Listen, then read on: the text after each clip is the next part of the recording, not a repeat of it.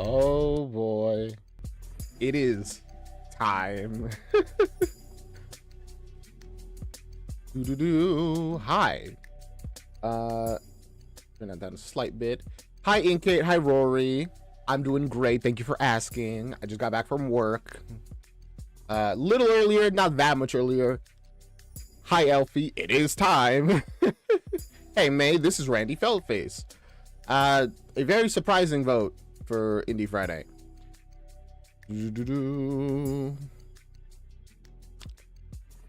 Interesting, Rory. All right, it is time to reacto. Not earlier because it's like 10 p.m. for you. Hey, it's not 11 p.m. at least.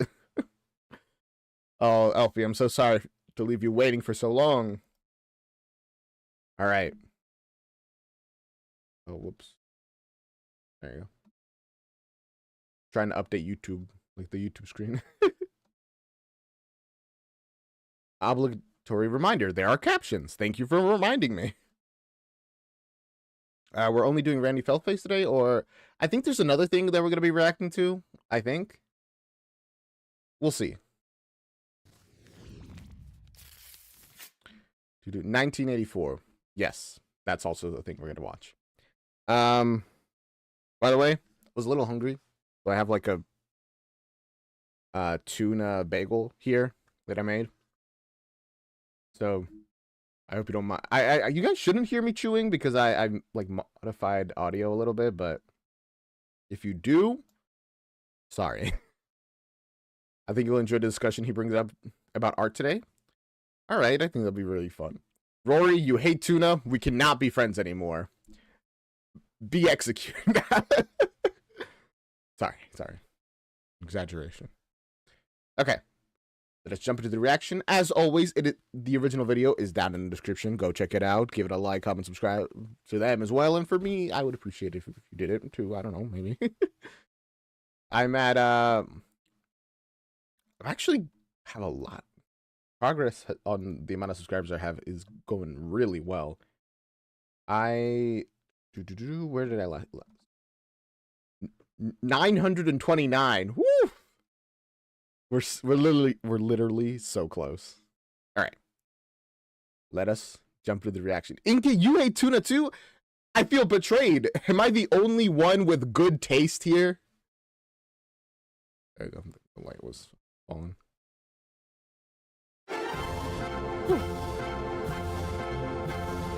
Buckstock Entertainment presents Randy in. Hey, Randy. Wait. I want to read the book title.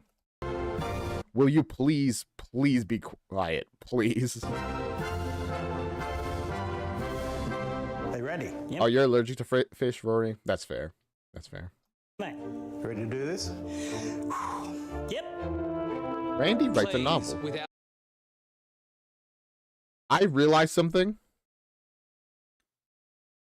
I didn't bring a napkin, and I really should. Just wait a second. I'll be right back. Yeah.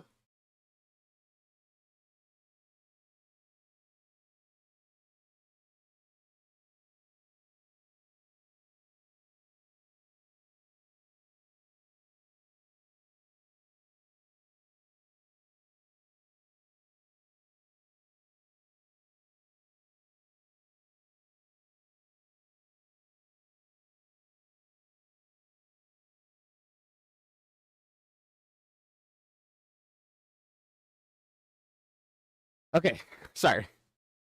Let us not. I'll try not to interrupt this too much more. That's unfortunate, Rory. I'm allergic to shrimp, but I love shrimp. But it makes me ill, even being like too close to it. Without further ado, welcome to the stage, the purple one, Randy! The man behind the slaughter.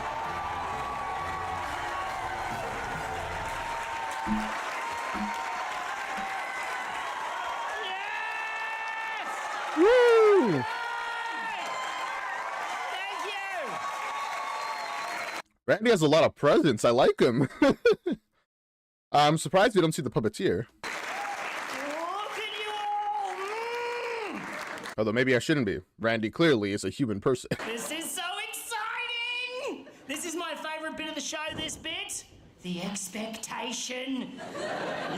I am also very I excited. don't know what to expect. I don't know what to expect. I mean, I expect you to write a novel. I've got high hopes for you, people. I think you're going to be fantastic. Some of you may have never seen me before. There's probably a couple of you wondering what the fuck is going on right now. I mean, I really want to say, just off rip. Sorry. He has so much personality in like his movements and stuff. Like, sure, he's like an emotionless puppet, right? But all of his movements give him so much life. It's kind of amazing. The people up the back probably regretting smoking that spliff before they came in.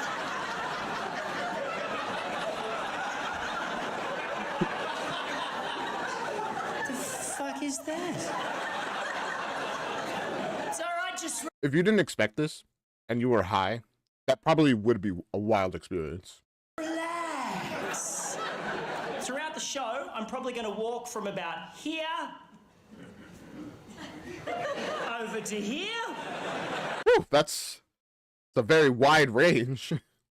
Any further than that, it's going to ruin the magic. All right? I feel like that's setting up expectations. At some point, he's going to move beyond that space, and it's still just going to be a puppet somehow. Maybe the puppet really is alive. Want to know something cool? All of his handwork is done with one hand. The other is for the hand. With the other hand for head and mouth. That is impressive. Puppetry in general is honestly so cool. And this is pretty much what it's going to look like for the next 56 and a half minutes, so just adjust your eyeballs to this shit accordingly. It's Alright. pretty good. We did my tech rehearsal today, and we set this lighting state, and I was like, that looks good, that looks good. And Stu, my lighting guy back there, said, is that it? I was like, no. I mean, what else is there? No, Stu, we can turn on the lamp as well, like this. Yes. So we did that just That's powerful magic. to justify Stu's certificate 4 in fucking theatre production. Give it up for I love you, Stu. Stu! Woo! Yeah. Who's having an alcoholic beverage this evening? Not me. I got water. I don't drink anymore. I used to slam that shit into my face like a weapon, but I quit. And nothing really changed, you know. I didn't notice too many differences between being sober and being a drinker until Oh? the I was about to say, is it because you were just slamming it and not actually drinking it? first time I got pulled over by a cop and had to do a random breath test sober. Because my physical and emotional reaction was exactly the same as it had always been when I was a drinker, which was, Oh. fuck, I mean, that's concerning. It's concerning that you're exactly the same, drunk and not drunk. I'm fucked, I'm fucked, I'm fucked, I'm fucked, I'm fucked, I'm fucked, I'm fucked, I'm fucked, I'm fucked, I'm fucked. Wind down your window, please, sir. I'm fucked, I'm fucked, I'm fucked, I'm fucked, I'm fucked, I'm fucked, I'm I mean, I feel like that's a very natural reaction just to being around the police. Like, even if you've done nothing wrong, it's just like you know that they're looking for something to accuse you with. One long breath into the bag, Or at least that's what it feels like. please, sir. No! Fuck, I'm fucked, I'm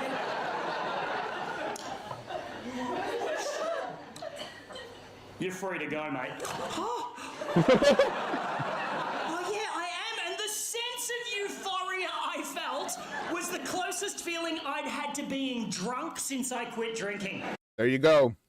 That's all it takes. One really good feeling for being sober. To the Probably. point that I now drive around on Friday and Saturday nights looking for cops. This is your new drug of choice, is what I'm hearing. For just the exhilaration of being pulled over by a cop. And if I get pulled over, I pretend I'm drunk just to get an extra rush. Oh! Seriously, if you ever get pulled over and you're sober, pretend you're wasted. Oh, the buzz! It's like shelving This feels like a disaster waiting to happen, to be honest. 9 pills at once. It's fucking sick. Seriously, next time the cop's walking towards the car, just be like, oh, shush everyone, he's coming. Suck normal, he's coming.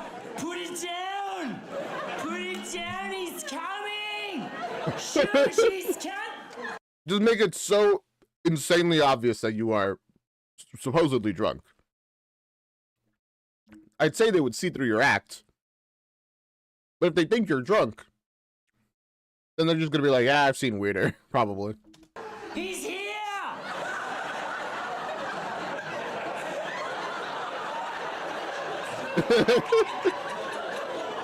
Wind down your window, please, sir. Yeah, I don't do that. I don't do that.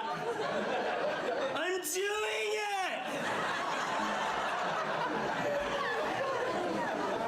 Is this how you acted when drunk? It's electric. The button's in the middle because it's electric.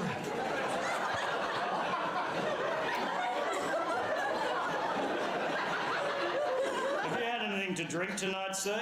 Just be the most drunk possible. No, Ossifin on a Tuesday. It's a Friday. Not a Friday, mate. One long breath into the bag, please, sir. Yes, I will, you And then, I mean, how do you explain to them that you're not drunk? I feel like they might.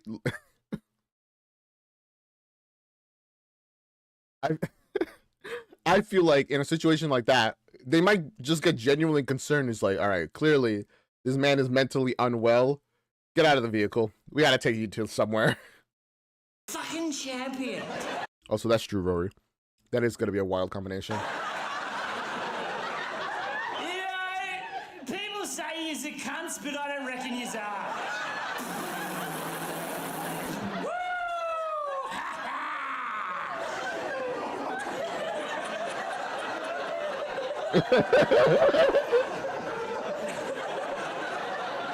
I like his shirt, by the way.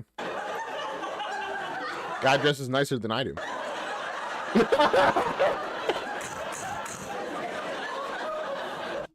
If for one, we need a second breathalyzer. I think this one's broken.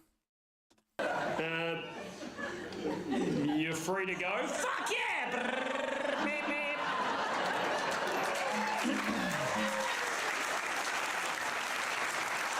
Oh, hey, Theater Kid, welcome. I took it so far once, I got taken down the station for a blood test. Just so that they could be double, triple sure that you are not drunk. It's addictive when you get to that stage. I've got track marks. It's out of control. Now, ladies and gentlemen, you're very close, aren't you? Hello. I mean, it really is an addiction now for you, apparently. The reason we're here is because Da-da-dee-doo-doo-doo. I wrote a book. Yes. What's it about? I'm so excited. Of course, start with the title. Yeah, you can clap, but I'm concerned that it might be a bit shit. I feel every book is, the first one is not the best. I don't know. It's weird. This is it here. I'm not sure if it's any good because I think I'm too close to it. I can't tell anymore. I'm concerned that it might be like an ugly baby. I can understand that. I feel like when you're too close to something that you've made, either all you see is the flaws or all you see is the good stuff. I'm a person that's on the all I see is the good side, which I don't think is any better than the other, potentially worse, honestly. But I don't know. This is why you need a second opinion. That I'm looking at through the eyes of a loving mother.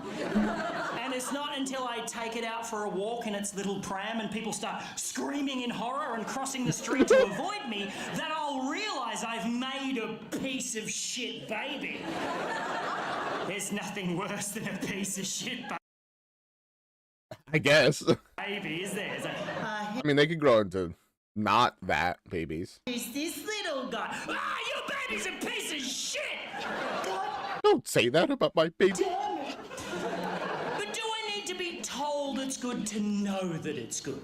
You know, that's how it goes with comedy. If I come up here and I tell a shit joke, you tell me it's shit by not laughing, and I stop telling that joke. But Right, yeah. with a book, I won't know if it's shit until it's out there. Yeah. I mean, yeah, I mean, that's with most things. You won't know if it's good until you see how people react to it. And that's scary. It's very scary. But I mean, I think, personally, it's difficult to make a actually, like, really bad book. There's, like, good books, great books, and mediocre books. And then the trash books, far fewer of them than there are mediocre books. But then again, is it worse to be mediocre or to be, like, terrible? Because with terribleness, you could at least find some kind of enjoyment in it, even if it comes, like, ironically from tearing apart the trash. I don't know. Forever. Until I don't sell 1 million copies. Just wake up one morning surrounded by towering boxes of unsold books, featuring on an episode of Mentally Deranged Hoarders. We need to lay off hoarders. You know, that's another thing. When you publish your book, how do you determine if it's successful or not? How many sales do you need for you to be satisfied that people like it? And even if you don't get that many sales, is it because people didn't like it, or because people have not heard of your book yet? I don't know. By the way, I think there's one too many television programs exposing the horrors of people that like collecting shit. Counterpoint, Randy. Sorry, I'm raising my finger like the actually emoji. A lot of those expose, like, people living in genuinely unhealthy conditions from the stuff that they're hoarding. I mean, I'm sure maybe there's also a ton that are just harping on people who like collecting stuff. But a lot of hoarders that are talked about, it's because they live in, like, genuinely horrifying conditions with them and their families.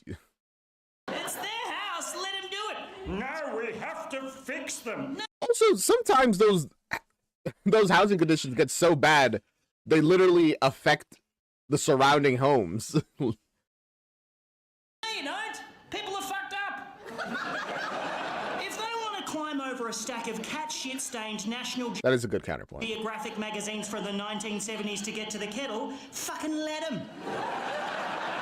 They like it. Yeah, but it's a mental illness. Yeah, well, maybe, but I would argue it's more insane to film them doing it and then package it like a tacky microwave meal for one so assholes can sit at home going, look how shit that person is! Okay, that I can agree with. It's like, you know, the whole Mr. Beast and YouTuber thing of, like, giving away money to people when, like, you could just do it without recording it and making a YouTube video about it to show off how great you are. You can just give somebody a 20, you know? Like, if they need it, you just do that. There's no one stopping you. You don't have to make content out of a person. They've got too many of the same thing.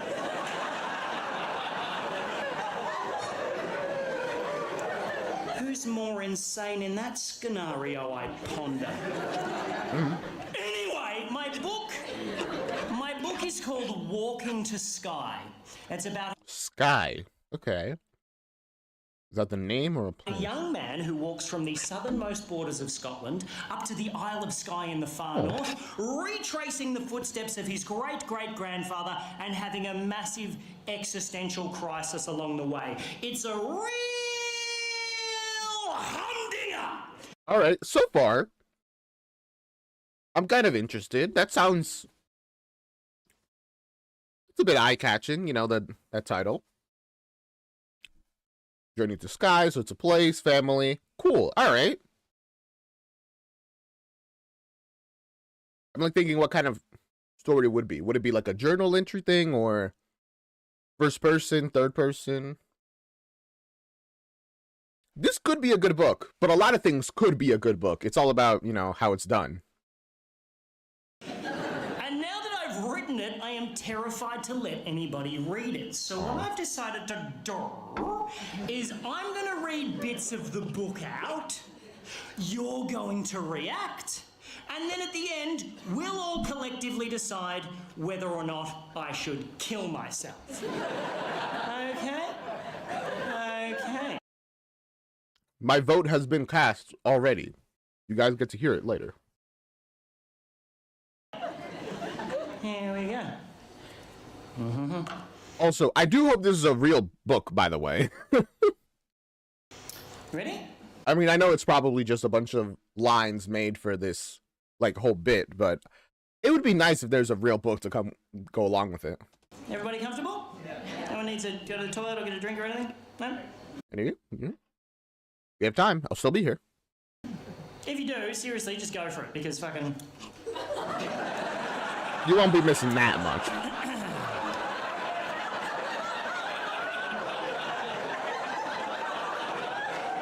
I'm not going to notice. That's true. He's a bit too focused on, you know, doing his performance, not looking at people.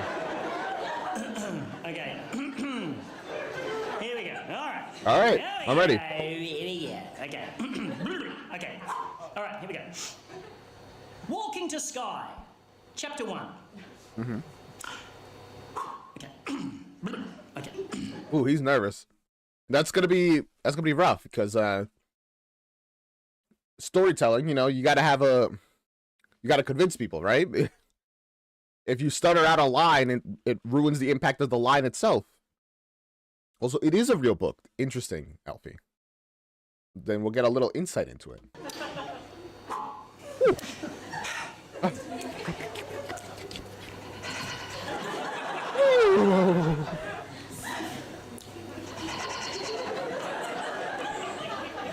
Oh wow, he's super nervous. I just feel a little bad for him.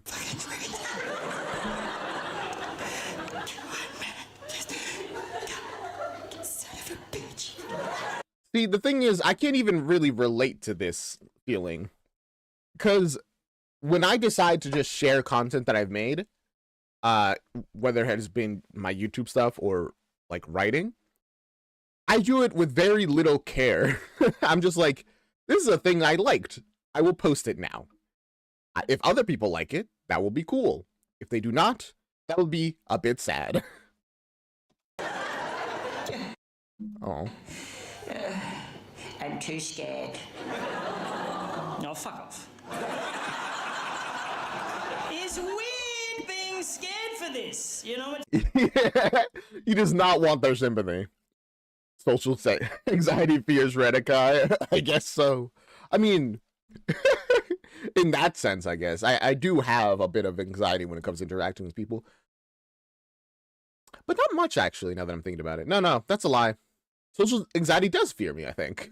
Strange to be scared of something so intangible as judgment. You know, I care what you people think, but taste is so subjective. You know, one man's To Kill a Mockingbird is another man's Twilight Saga. Honestly, true. That's very true. A lot of those authors, like the famous ones, I forget a bunch of their names, but the ones who were alive around the same times, and of course, as major authors of their time, they would interact a lot, like send messages, and a lot of them hated each other's styles of writing. So it is very, very subjective. Hello there, what's your name? Matthew! They're about there, Matty? Tell me, Matthew, what do you feel? I know that's my classic writer's statement is so vague and non-specific. I just forgot a bunch of their names. Yeah, what's your greatest fear? What are you scared of, mate? We're all friends here. Open up, unpack some shit. What's your big... What is my biggest fear?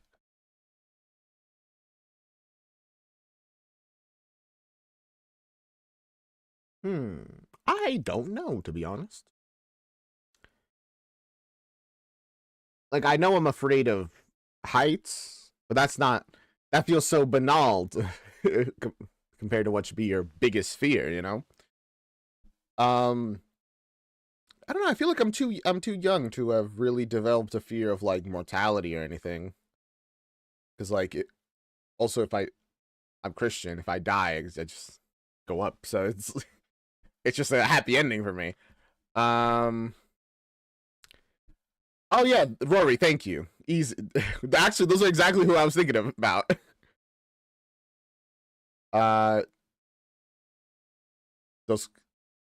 Dostoevsky, Kafka, Orwell, Jane Austen, Poe. Like those are the kind of authors I was thinking about. Your biggest fear is roller coasters. Really, theater kid. Interesting. Also, Rory's scared of heights just like me. Let's go.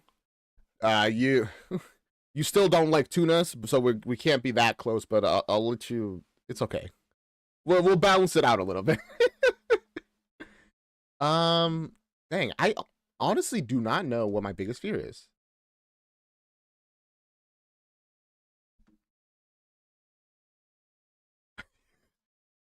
That is horrifying, St. Brown.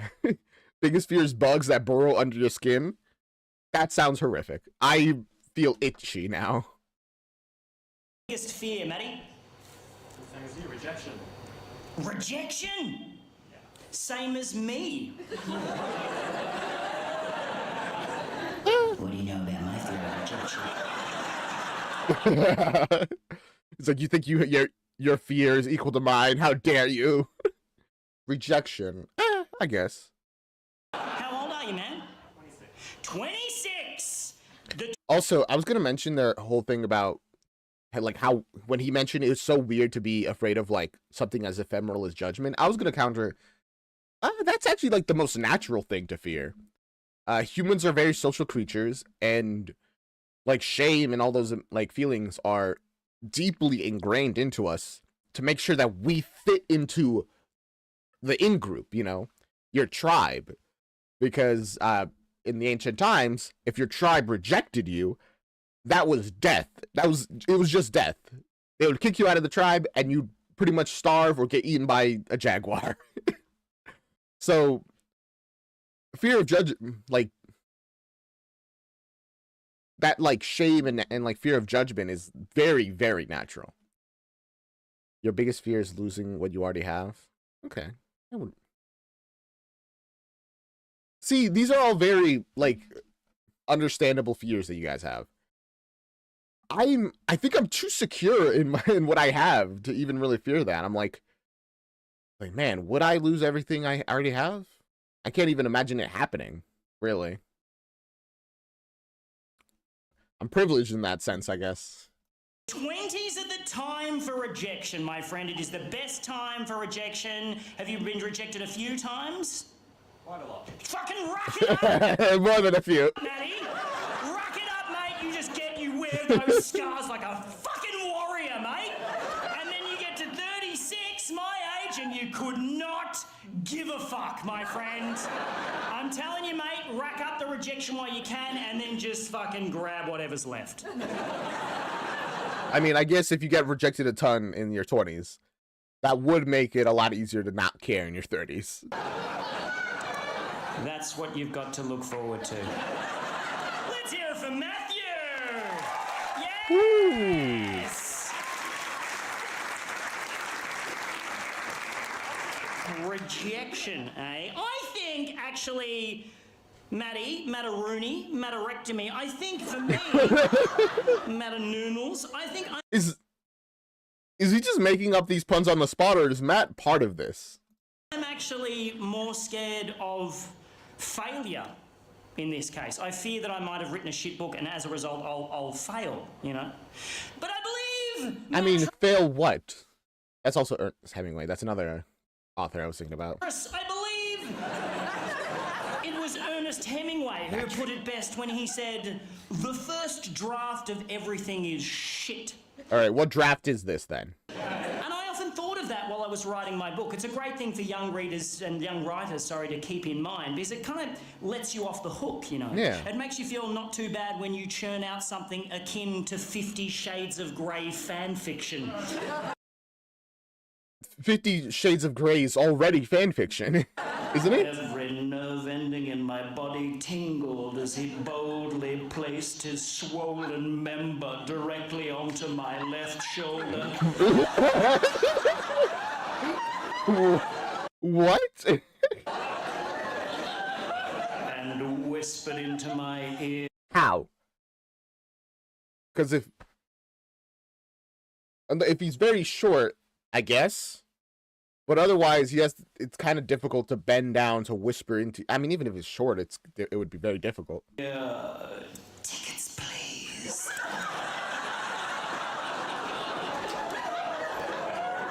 Suffice to say, that won't be the last time I catch the bus to Broadmeadows. What? I feel like you're quoting something. What are you quoting? Not 50 Shades of Grey. That stuff is hardcore Wattpad fanfic. Never read it, but know kind of what the book is about. I'm pretty sure is it 50 Shades of Grey? I'm pretty sure 50 Shades of Grey is a fanfic of like Twilight.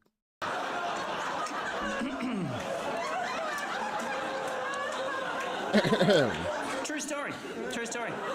What is the story? What is the title? Okay, I'm going to read the book. Broadmeadows, good suburb, Broadmeadows. It's easy, Randy. Just become a classic author. There you go. You don't have to worry about your book not being great, because if it's good enough and then it becomes famous in the past, it can be great in modern day too. Good name. Whoa! Has Broadmeadows ever had that reaction anywhere ever? How good is Broadmeadows? Woo! Probably not. Wooing is one of the few things you can do in a crowd. You can't woo when you're on your own, can you? You can't just be walking down the street like, woo! What's wrong with that person? But if there's I mean, I guess you can also. No, wait, that's a crowd as well. You're right. What are other circumstances where you could say woo? I mean, when you're on a roller coaster, woo! But even that's kind of weird. It's more like you scream, you know? a group of you going, woo! It's like, no, they're having a nice time. Wooing, when you're in an audience, one of the few times you can get away with wooing. You don't woo at the butchers, you know? When you're playing Sims. True. You gotta woohoo. I'll just have £2, some sausages, and some pound of mince, and that'd be £6.50. Woo! What are you doing? I no longer wish for you to purchase my meat products. Get banned from the butcher due to wooing. What was I talking about? Broady. Yeah, Broadmeadows. It's a good name, Broadmeadows. Like, it makes sense. There was an expanse of just fucking no stuff. There was some Broadmeadows. And they went, all let's right. build it here, and it was an honest name. All these new subdivisions now, they're all fucking just, what... I mean, most places have pretty, like, descriptive names for obvious reasons. What are we going to call this deserted swamp? Spring Valley Mount View Nice Face. Fuck that! Oh, come on. You don't gotta bring Iceland into this. I know you didn't mention Iceland, but it feels like he's talking about Iceland and Greenland. Name them honestly, you know? Where are you living now? Shitty water feature. No one wants to live there. Where are you? Stabbyville. Well, you know, that's very descriptive. How's that? Yeah, it's good. It's close to schools, which is great, but, I'd hope the stabbing would be less close to the schools, actually. we do get stabbed a lot, though, but, If we lived in a world like that, every, like, 10 years, the names of, like, towns would change in cities. you know, we knew the risks. Because it was in the name. Because it was in the name, yeah. I like an honestly named place. I was in Broken Hill recently. That's an honestly named place. We had a hill. We fucking broke it. Welcome to Broken It happens. How do they break the hill? By, like, mining? Actually, Broken Hill have gone one further. They've named all the streets in the centre of town after elements. I love that. Because it's a mining town, they went thematic with that shit. So I love that, actually. you're walking down chloride and you hit the corner of bromide or oxide. I love that. That makes sense to me. I live in Collingwood. It'd be Wait, I actually really love that as well. We need more places named thematically. much easier to direct people to my house if I could send them to the corner of Soy Latte and Hipster Fuckwit. See, but there's the problem. People would constantly be trying to make their names cooler because they're like, well, I mean, yes, it's an accurate name, but, you know, instead of calling us, you know, Failure Street, it's, like, what is it? Underachieving Street. Instead of being fully 100% honest. Because how can you force people? Take out all the guesswork. If you're heading to Frankston, don't forget to check out the beautiful parklands on the corner of Bucket Bong and Pregnant Teenager. They are just enchanting. The pregnant teenager? All right. Gonna read the book, okay? Are you? Are you really?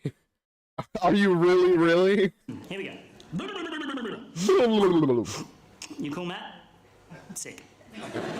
I'm so chill. I know he didn't I'm ask keep me, talking but... to you so you feel included. Oh, I love that. Therefore, not rejected. Okay. I do love a comic who takes, you know, the feelings of his audience into account. Alrighty. Okay, here we go. All right. All right. Shut up, I'm gonna read it. Okay. Yeah, I'm sorry. Walking to Sky, Chapter 1. Fascinating man, Ernest Hemingway. Immediately didn't even, like, try to hype himself up. He's just like, all right, let's talk about something else, actually. I didn't know a lot about him, but I kept thinking of that quote, the first draft of everything is shit, while I was writing my book, and I started to think, who are you to tell me my first draft is shit, Hemingway? What did you do that was so fucking good? So I'm starting to think he didn't even write a book. I realised I didn't know anything about him, so I decided to do some research on him, and it proved to be an excellent means of putting off writing my book. And now I can tell you everything Of course you did. I mean, that's just classic. I know about him as an excellent means of putting off reading you my book. So swings and roundabouts, my friend. He's very, like, skilled at, like, you know, putting things off for as long as possible. Swings and rimble-dibba-doodle-doo-doos, as they say in Scotland. The classic saying. They don't say that. No one has ever said that. Anyway, Oh, I wish they did. Rory, we have the most random names for streets here. What do you mean British Square? The British never had control over our country.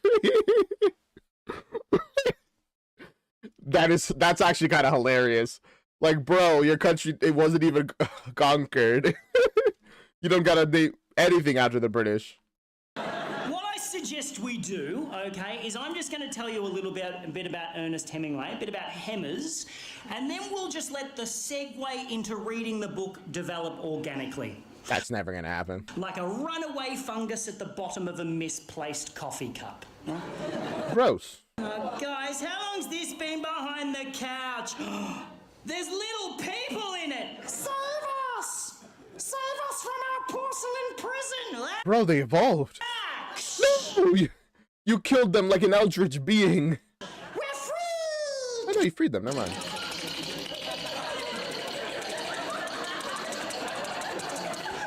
I'm gonna be honest, you should probably report that because you just created a new sapient species and destroyed them.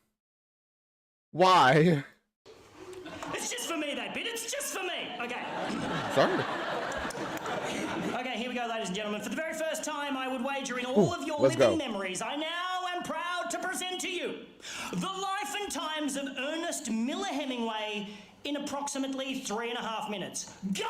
Go. Born in Chicago in 1899, son of a physician and a Oh, the lights literally switched to be like, all right, we're locking in. musician, reasonably uneventful childhood, decided to study journalism. Enlisted with the Red Cross during World War I, got blown up in Milan and spent 6 months in hospital with severe shrapnel wounds in both legs. Did he lose his legs? Fell in love with a nurse, they decided to get married. He came home to prepare, she stayed there and ditched ditched him for an Italian soldier, which No. initiated a lifelong pattern of him rejecting women before they had a chance to reject him. Take note, Maddie.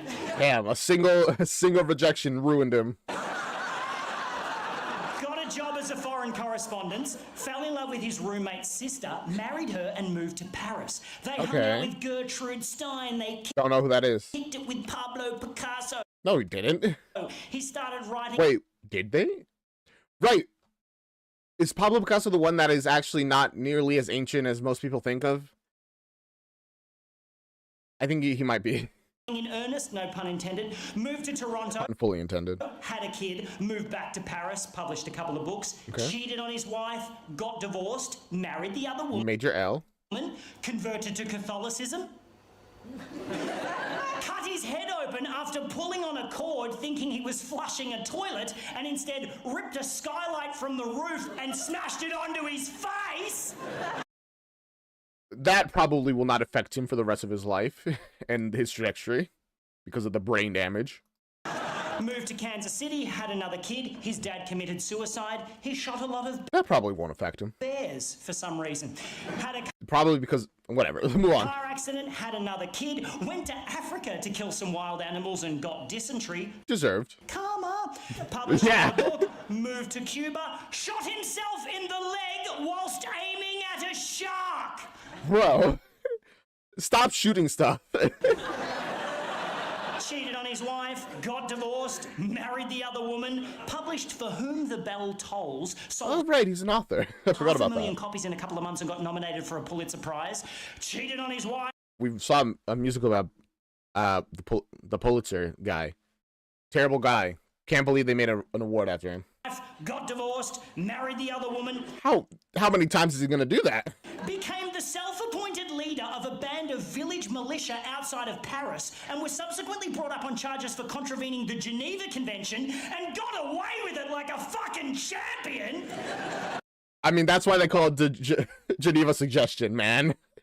Got pneumonia, moved back to Cuba, and spent most of his spare time on his boat tracking Nazi U-boats with a machine gun and a pile of hand grenades. I am not making this shit up!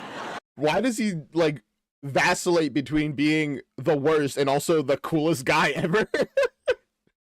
Someone make this a musical? It'd be a wild, wild musical. People would be like, you're just making stuff up. And they'd have to be like, remember, this is real. Had a few more car accidents, 3 more concussions, That probably hasn't affected him and the way he acts. got clawed while playing with a lion. I feel like at least one concussion led to that happening. Got depressed, drank, got fat, published a couple more books, went back to Africa to shoot some more wild animals, and barely survived 2 separate plane crashes in the space of 24 hours. Bro, the world is trying to kill you. The fact that it's failing is impressive. Oh, hey, Dew Grass, welcome. Winding up with a fractured skull, internal bleeding, cracked spine, ruptured liver, first-degree burns, and a paralyzed sphincter muscle. Come on! Not the sphincter. Won a Nobel Prize, had a file opened on him by J. Edgar Hoover, left a bunch of What do you mean a file? A file of what? shit in a safe in Cuba, and moved to Idaho, paranoid that the feds were following him, which Okay. He left behind treasure? The One Piece is real? they were, because he spent most of the 1940s working for the KGB! Again! Okay. Oh, all right. I thought the FBI thing was just like paranoia getting to him. Nope. Okay, cool. Great. Not making this shit up! Suffered from hepatitis, nephritis, hypertension, hemochromatosis, anemia, and impotence. Karma! That's so many different things. Got committed, received way too much electroconvulsive therapy, and came out all fucked up, started hinting at I feel like he was a little like messed up already, to be honest. suicide, so immediately got recommitted, received another couple of months worth of electroconvulsive therapy, got released, put both barrels of his favourite 12-gauge shotgun into his mouth, and blew his fucking head off! Yeah, probably because of the electroshock therapy. I understand. What a guy! Honestly, what a guy. So I didn't think that Ernest Hemingway holds the record of longest survival of Final Destination. He survived so long, he had to end it himself. Wow, that's dark. That was fascinating, though. I'll give it to him. That was incredibly fascinating. That is all true. What a fucking unit. Hemingway is the quintessential anti-hero, the talented, charismatic, belligerent, suicidal, alcoholic genius that can't keep his dick in his trousers. You know what? When you describe it like that, you absolutely could make a movie about him, not change a single thing, and it would essentially fall into all the tropes that you would expect of a movie, of like of that kind of like spy thriller action movie thing.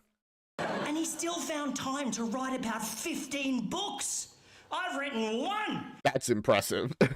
But also, I'm pretty sure Ernest Hemingway was a person who didn't care much about like flowery prose or anything. Just say what you want to say. Don't need any, symbolism or metaphors or whatever. Just use plain English. And it took me ages because I procrastinate like a motherfucker. I only got this written by doing most of the work in my local public library. Because it's very difficult to masturbate in the reference section without getting caught. It's almost impossible, in fact. Almost. Sounds like he has a lot of experience with that. Almost.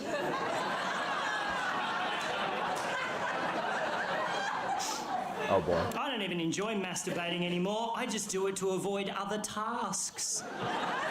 Damn, that's crazy. That's actually insane. Also, I haven't really looked at his desk, and I just noticed there's an apple here. I kind of want an apple now. That's all it took. Oh, the CIA crashed that plane. I have neither supporting evidence nor peers, but I know it to be true. Duan Grass, I support your theory in full. No evidence? Don't need it. We made that stuff up. Something I really don't want to do, I can seriously just go back-to-back wanks. Just till it's painful. Like, nah! Like, hurty cum. Like, no! That sounds awful.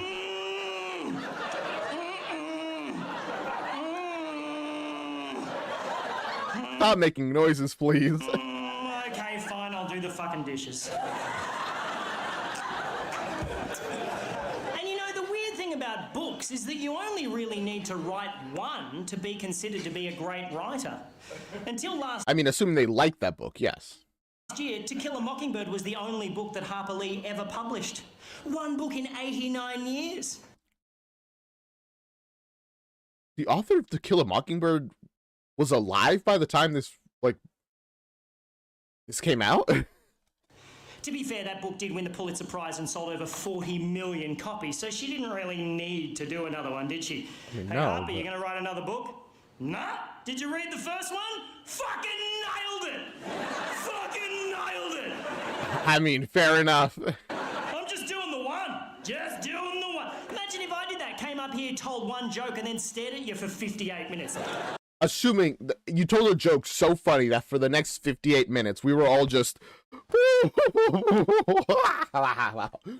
We just could not breathe, literally dying of laughter out here. You gonna tell another joke? No? Did you hear the first one? Fucking nailed it! You freaking nailed it.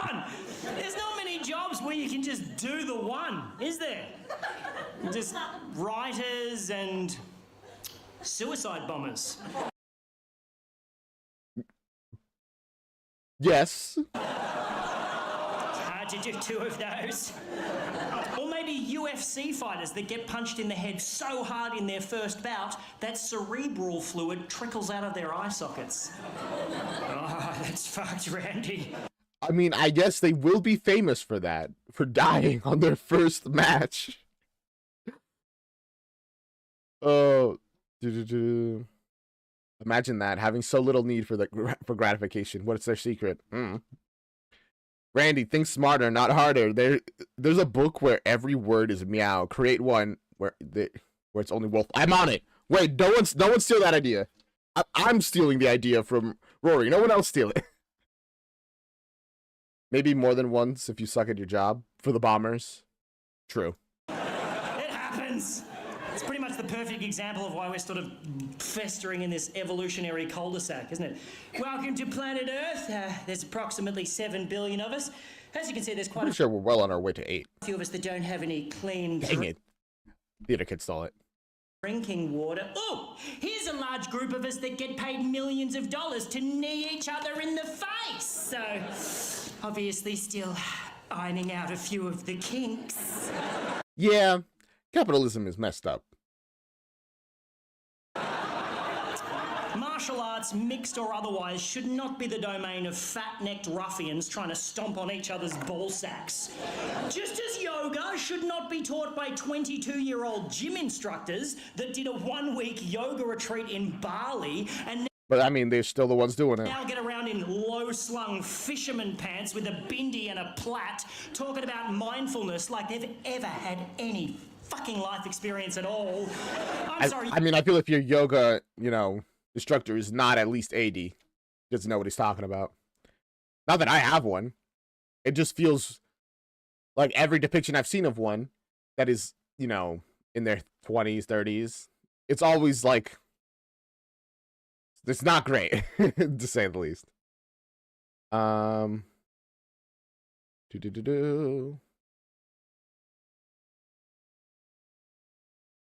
Rory, that's a great idea. You should hold onto that idea while I write something unrelated real quick. You can tell me to relax and center myself when you spend maybe 10 or 15 years considering what that actually means. Until then, go back to taking photos of the froth on your coffee and shut the fuck up. All right, fair enough. I'm sorry to bother you. And I'm torn. I'm torn because I do yoga. I buy organic vegetables. I blindly sign internet petitions without reading the fine print. Give He myself does all those things to like pat himself on the back about being a great guy. a good old pat on the back and return to downloading hardcore pornography. I'm trying to be a good Buddhist. I'm trying. Doesn't sound like you're trying that hard, to be honest. It's even difficult to identify as Buddhist in the current climate without coming across as some sort of new age pompous twat just dipping his toe into the what does it all mean kiddie pool while holding a beer in one hand, a cigarette in the other, and staring lecherously across the backyard at your cousin's tits. Huh? Okay. Is that what life is all about? Jeez, Tamara's grown up since last Christmas, hasn't she? Bro. And I mean, Buddha was just a dude who found enlightenment sometime around the 5th century, and he decided to stick around and talk about it, But he What if he just didn't? What if he just became enlightened, ascended, and was just like, damn, that's chill. Bye. Faded out of existence. made it clear that everything's optional, I guess. Here's the thing I've discovered. I think it's pretty nifty, but you can find your own way through it. He was kind of like a benevolent woodwork teacher, just overseeing the workshop, but allowing his students to discover for themselves which machine is most likely to cut their fucking head off. Some lessons can only be learned with blood. Like that, yeah. It was that one, Gareth. Well done. A plus, matey. A plus for you. And now everyone else knows. And there's been loads of other Buddhas since, right? But they haven't necessarily felt the calling to stick around and talk about it. I guess they just become enlightened and fuck off. Right, there are other Buddhas. I remember thinking that there was only one Buddha, but there's like the smiling Buddha, who's actually a different person, which is kind of very interesting to me. I think that's fantastic. But are you only enlightened if you're able to share it with people? If I write a book and nobody reads it, is it still art? I think so. It's art for nobody, but it's art nonetheless. What is the collective noun for monkeys? I don't know it. Seriously, does anybody know what it is? No. I was trying to think of it all day. Anybody? What? Gang? Gang of monkeys. Oh, is it? Listen, I believe that. But let me confirm it. I have to know. What is the word for a group of monkeys? A troop, not a gang. A troop, or a tribe, I guess. Come and join my gang of monkeys. We're a little gang of monkeys. It's not gang. Anybody else? If you come up with something stupid, I'll sing a dumb song about it. What else? What is it?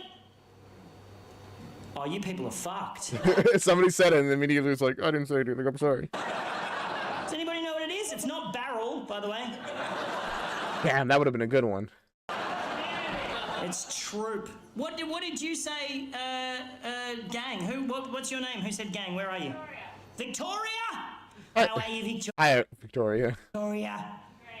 Thanks for coming to my show. Hey, Victoria, riddle me this, my sister. Have you read Go Set a Watchman, Harper Lee's new book? No. No. Has anybody read it? Yeah. Half. I touched the book, you know, so that like counts, right? I looked at it over there. That is the best book review ever. I read half. Oh, you placed a finger on it. There you go. Now you got a finger on the book. Now you know it. Has anybody read To Kill a Mockingbird? Yes. Yes, we read it at school. Fuck off. For those of you who haven't, if you don't know what I'm talking about, Go Set a Watchman was the Harper Lee book that came out last year, right? And if you don't know the backstory, all right, I'll just fill you in. Victoria. I'm very curious if this book is any good. Listen up. Basically, Harper Lee, right? So Harper Lee. I feel like at some point he's gonna be like, "Oh my God, Matt, I completely forgot about you. I'm so sorry." She had a stroke in 2007, and until she died earlier this year, she was in like assisted care. She was in a wheelchair, she was deaf, and she was blind. And her sister Alice had been taking care of all of her affairs until. Oh wow, that's what? Alice at the age of 103? Alice died in 2014 at the age of 103, like a fucking boss. Damn. Anyway, before Alice died, she was pretty much the last line of defense between Harper and this lawyer that had just sort of been loitering in the wings, right? Oh. And when Alice died, this... A lawyer that's just trying to, like, make money off of... That's gross. That's sad. Lawyer just happened to discover the manuscript for Go Set a Watchman in the locked safety deposit box in an obscure vault in a random bank where it had been busy minding its own business for the last 56.5 years. I mean, I feel like there's a reason they didn't publish it. And according to the lawyer, Harper was delighted that the manuscript was discovered and suddenly reversed her lifelong vow to never, ever, ever publish another book ever again. I feel like if you've gotten this far in your life, at this point, it's like a matter of pride to not publish another book. It's just like, bro, I published one super famous book. If I publish another one, everything else, it loses value. Particularly not Go Set a Watchman, which she actually wrote before To Kill a Mockingbird and didn't think was very good. Other people think that maybe the lawyer was attempting to get filthy rich by brutally fist-fucking an 89-year-old stroke victim. But the I mean, that sounds exactly like what happened. question is...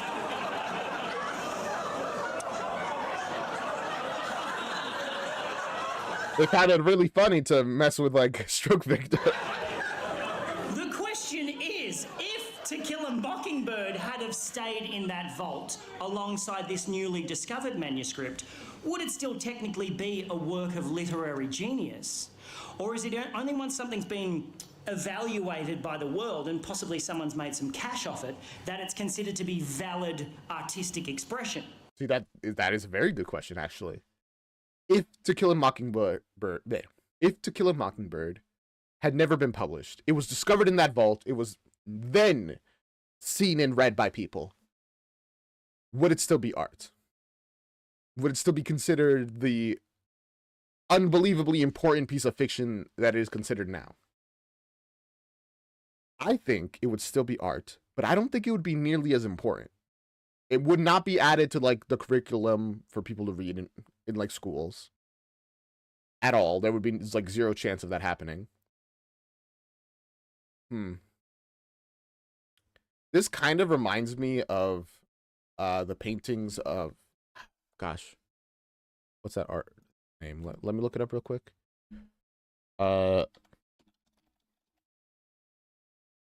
Artists that this is how I'm gonna find them. Painted Saturn. Oh, I messed up spelling Saturn. Saturn devouring his son. Francisco Goya. And the reason that this reminded me of him is because Saturn devouring his son, if you guys know that painting, if you don't, it's a bit graphic. It's like a hairy, naked man devouring a child. That painting is known as Saturn devouring his son. That is not the title of that painting. That's what we call it. The real title does not exist because Saturn devouring his son is not a painting Francisco Goya ever published anywhere. It's literally just something he put on a wall in his own home. And it wasn't even like just on the wall. It was one of many things that would painted onto his wall that were painted over other paintings, essentially. That was discovered never after his death and was treated as a very like famous piece of art. But that's because he himself was already a famous artist. So again, the question, if he hadn't been a famous artist and they had discovered that in his home, would that be famous? Or would it just be the mad, like, paintings of an insane man? It'd probably be seen as the latter. Yeah, you are right, Elfie. That's why they called it that. Kronos, Saturn, as I call him, both are correct names, eating one of his godly children. The thing is, that's just an assumption. It might genuinely be the painting of a crazy guy eating a actual child, because at the very least, that's not how Saturn ate his children. He just swallowed them whole. But whatever. Wait, which painting did you say? It's very late. Saturn devouring his son. I don't really want to show it, if only because it's a little gory. Is art only art once it's been witnessed, acknowledged? If I don't take a bow at the end of this show, does it devalue the performance? Will you feel unsatisfied? Or rejected? Matt, he remembered you. I don't know. That's also a good question. If the show just ends and there's not even a goodbye, he just walks off, I'd say that does kind of devalue the show, but more because of just like it doesn't feel like ended. But if that's part of the message of the show, does that make it better or worse? Art is subjective. I don't know. I'd feel unsatisfied. But if you wanted me to feel unsatisfied, is that successful art? I recently read that book, The Pleasures and Sorrows of Work, by Alain de Botton, and in it he says, we might consider art as anything which pushes our thoughts in important yet neglected directions. Now, I'd like to consider... Good night, Casticat. Inkate, it's all intention. Yeah, personally, I think art is about, whatever you intend. If you intend to evoke emotion and you succeed, that's art. But, like, that makes everything art, essentially. Which isn't a bad thing, to be honest. It's not like art has to be an exclusive, specific thing.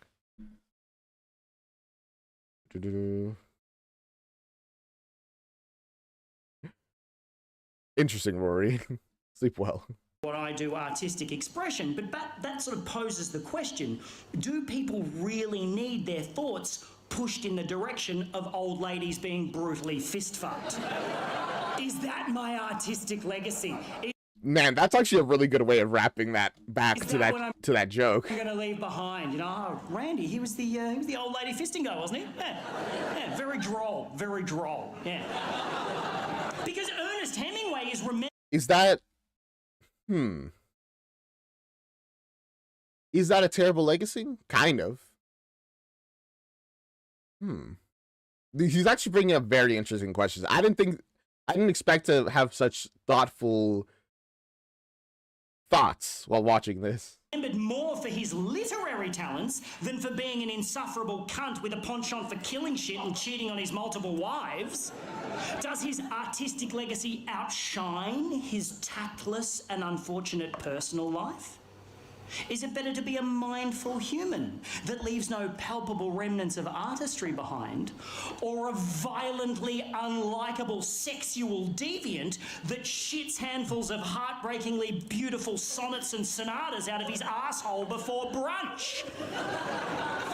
Because it's the image You know what? Wait. of the tortured, self-destructive artist that prevails 9 times out of 10. That's actually a really good question. Is it better to be remembered, even if it comes partially from you being a terrible person, or to live a nice life and then be forgotten? I don't know. Personally, I don't think anyone wants to be forgotten, right? If I am, though, I don't think I'll be. I mean, at the moment, I don't think I'll be that broken up about it. It kind of is what it is. I'll feel sad that there's a lot of my stuff that will never be shared, but that's life, right? Dang, I don't know. It depicts Atticus as more of an everyman in all the problematic context of the setting, and is a fundamentally different book. The fact that it is written and canned before To Kill a Mockingbird makes you angry, because To Kill a Mockingbird is so clearly a crystallization of ideas that came from the theme she used in... Oh, you're talking about the book that was published. Yeah, I can see why you wanted me to read this, Elfie. To see this, Elfie. It's a very thought-provoking, show. Amy Winehouse was just a girl that wanted to sing some songs. Do you know what I mean? So, should I just keep my fucking mouth shut? No, I don't think you should. I feel like you should live with the intention of live your life to the fullest. If that results in you being remembered, cool. If it doesn't, you lived your life to the fullest. And try to navigate towards enlightenment, leaving behind an intangible trail of good deeds. Man, he's actually tied this into Buddhism as well. That's so cool. Or do I dive deeper and deeper into the inky black ocean of self-destruction and self-indulgence until I nail my chosen art form, leaving an echo for the eternal wonderment of countless future generations that will just breeze over my asshole personality? See, there you go. And the way he's posing this is actually very fascinating, because it acknowledges the fact that, yes, one is the better route. Be a good person who makes the lives of those around you better, even if it's never acknowledged, you know? But at the same time, everyone wants a really cool piece of art that will be remembered, and your negative side won't even be talked about. That's cool. And also, be the tortured artist. Have the story that people can sympathize with. That's awesome. Even if objectively it's messed up.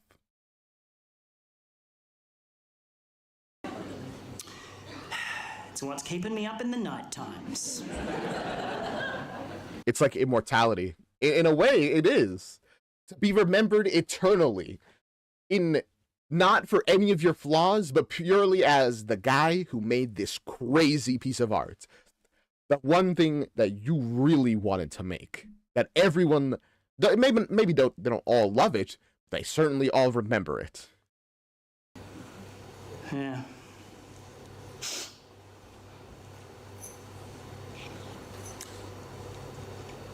So about chapter 1.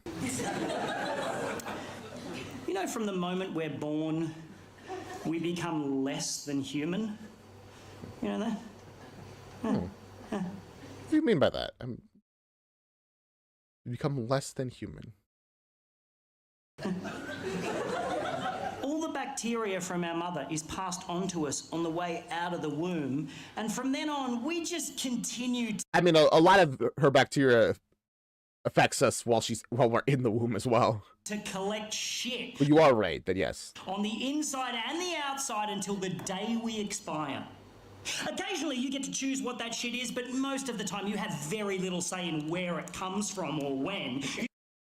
You know what? Okay, I understand his point now. That is true. You are your experiences. If you consider you, like, in the womb as the purest essence of a human, as you learn knowledge, as you take in these things that aren't inherent human qualities, you do become less human. That's such a fascinating concept. You know, obviously referring to all the bacteria and little microbe things that live on your skin and your, like, hair and stuff. There's literally, I'm sorry for anyone who's gonna get uncomfortable from this. There are millions, literally millions of tiny microscopic things living on you, in your hair, in your eyelashes, in the pores of your skin, and a good amount of them are actually pretty good for you. But also, just as many are bad for you and you're just held out by our skin. It is. And then, of course, there's also your, like, internal, like, biome. Like, your stomach is made up of, like, the acid that makes up your stomach is made up of, like, tons of different, like, microbes. Many of which are not inherently from humans. Like, you develop it. It's also why if you, like, go on a diet of, if you, like, let's say you've never eaten meat for like the past 10 years, and then you eat meat, you'll just get sick because your, like, stomach biome is just not adapted to it. Oh, don't worry, Randy goes into microbes in another special, specifically the book of Randicus. That's fun, Elfie.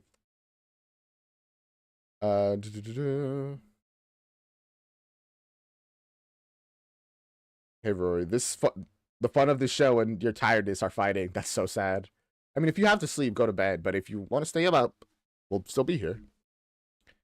Also, every man dies 2 deaths. When they die, and when their name is spoken for the last time. Real and true. You just have to try to duck and weave your way through the shit for as long as you can until the chunk of shit with your name on it finally cleans you up. Look, I know this was billed as a comedy, but let's talk about death. Woo! I mean, death is pretty funny sometimes. There are some pretty fucking ridiculous ways to die, though. Oh, like that guy, that scuba diver they found when they put out the bushfire. Oh my God, have you heard this fucking story? No, please tell me about it. They put out like a bushfire and they found a dude in full scuba gear and they figured out that the water bomber plane or helicopter that scoops up the water to put out the fire accidentally picked up a diver and dumped him into the flames.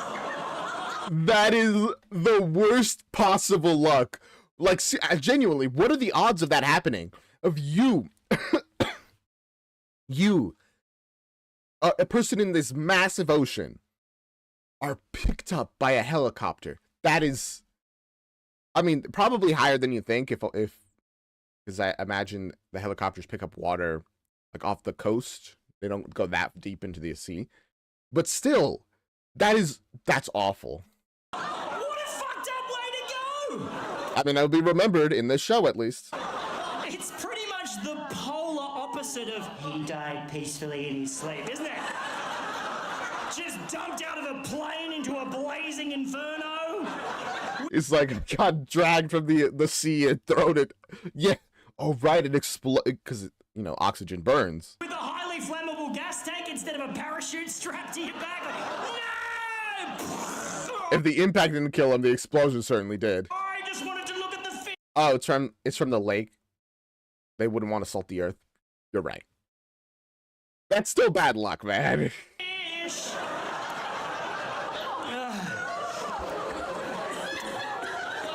What do you say to his family? At least he died doing what he loved. Falling out of the sky? Well, he was a firefighter that enjoyed skydiving and water sports, but I'm not sure he ever wanted to combine the three. But now you got to see them combined. That's better, isn't it? Tell more jokes, you little purple fucker. I heard a Indeed, William Afton, tell the jokes. Make me laugh. joke the other day. How do you know if a hippie has been to your house? How? They're still there. How do you know if someone's vegan? How? They'll tell you, yes.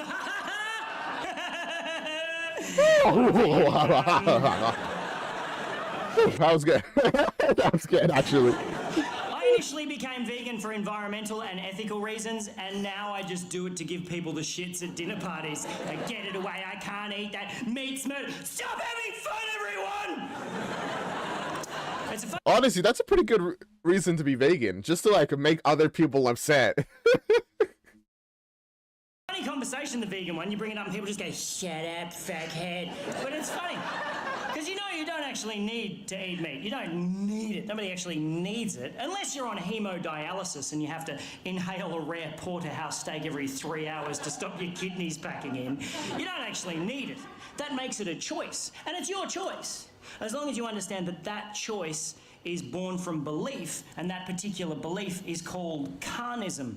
It's an I've never heard of carnism. But all right, let me hear it. inherited belief system that sort of This isn't going to convince me to not eat meat, to be blunt, but I'm curious. conditions us to eat meat, and the notion is so pervasive, I guess, it's viewed as a given rather than a choice. All right. But it's totally a choice.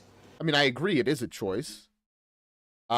We eat what we eat because we grow up eating that. And so we just be like, all right, we'll continue to eat this stuff.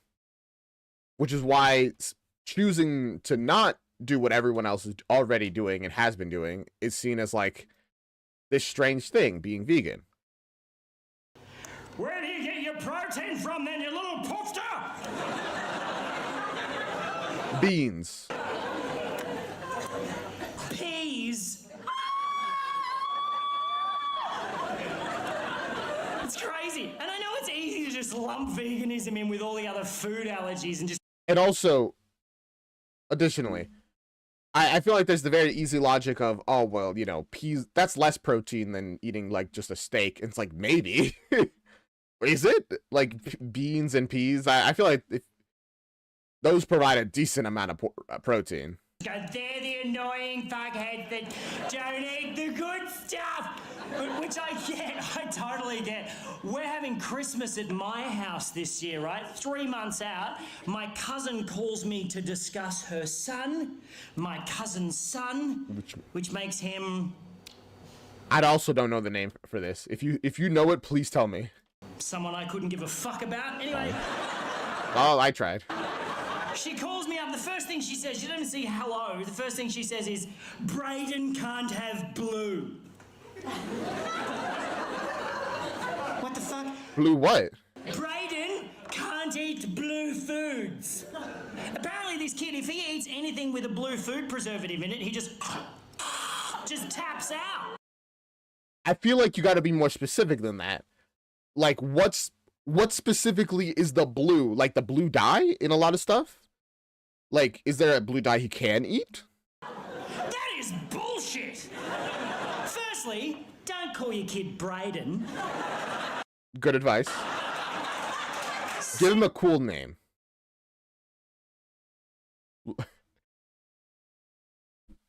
Sorry.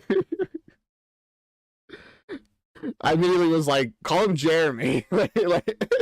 like, protagonist from Be More Chill. Secondly, Yeah, they really like that. blue is not even a natural colour for foodstuffs. It occurs very rarely in nature. Name me one blue food. Blueberries are fucking purple! He was ready for that. He was expecting somebody to point that out. But he's right. I've never seen a blue blueberry. Well, Percy Jackson's a good name to name your kid. Just give them a different last name. Don't worry about it. It's fine.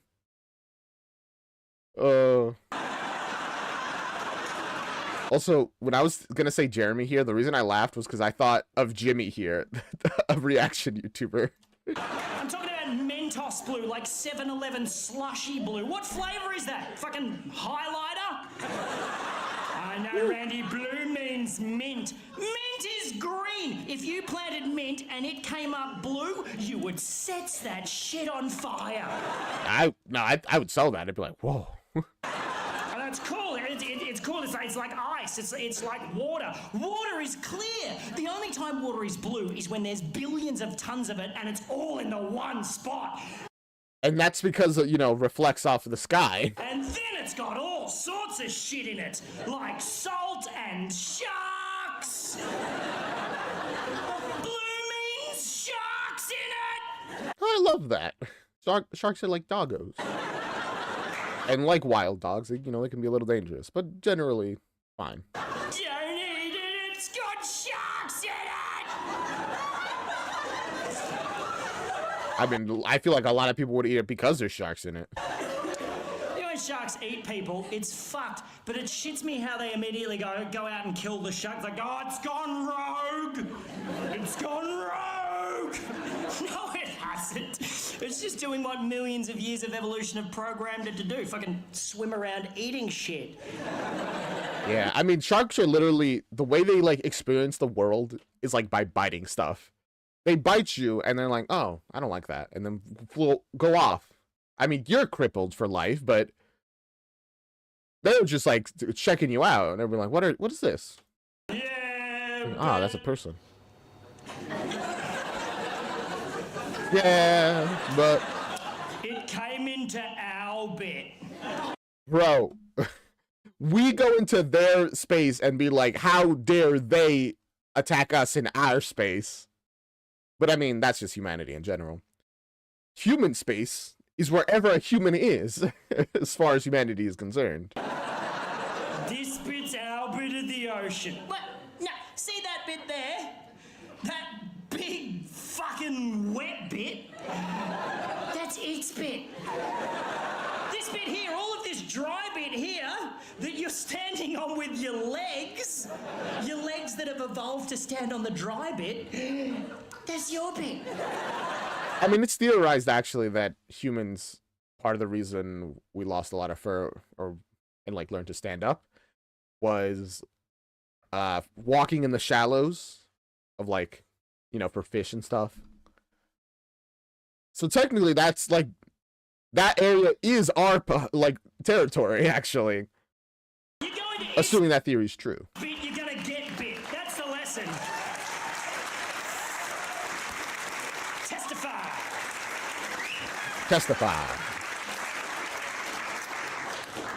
Paddle out next to a seal colony and wiggle your ass around like a slutty little hors d'oeuvre. What? Complain when you get munched. There's that weird disconnect, you know? It's the same thing as carnism. It's like if I imagine a pig is just a pig and all pigs are the same, then I can detach what is on my plate from how it got there. It's just how... I mean, I acknowledge that pigs are, like, smarter than, like, they're, like, as smart, if not slightly smarter than dogs. And they do not deserve, like, the treatment they get. And also eat a ham sandwich without a single bit of guilt. Like, I understand for if you can't have that, like, separation in your mind, because there is no literal real life separation. I very easily can. It's, which isn't, like, I'm not saying that's how everyone should live. I think, you know, we talked about it on Wednesday, actually, a little bit. There was a video by, what's it called? But you still use the collective pigs, not thinking. Pigs is a species. There's a species of animal. How else am I gonna... I've been referring to humans as humanity. And humans as a collective as well. I feel like using a collective term is not the same as believing in any way that all things of that collective are the same, you know?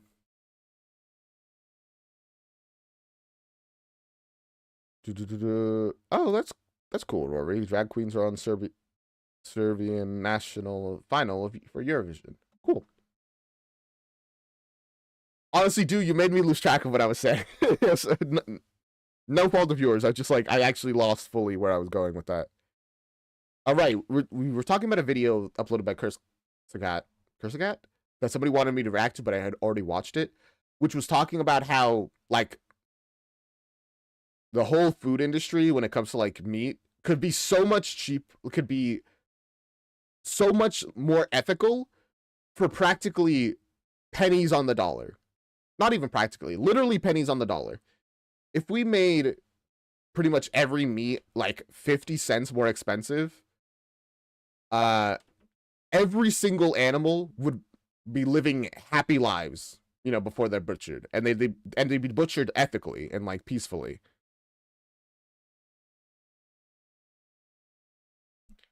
Eating pigs is inherently more palatable than eating a pig. Now I'm having a disconnect. What do you mean by that, dude? That sounds like, that feels exactly the same to me.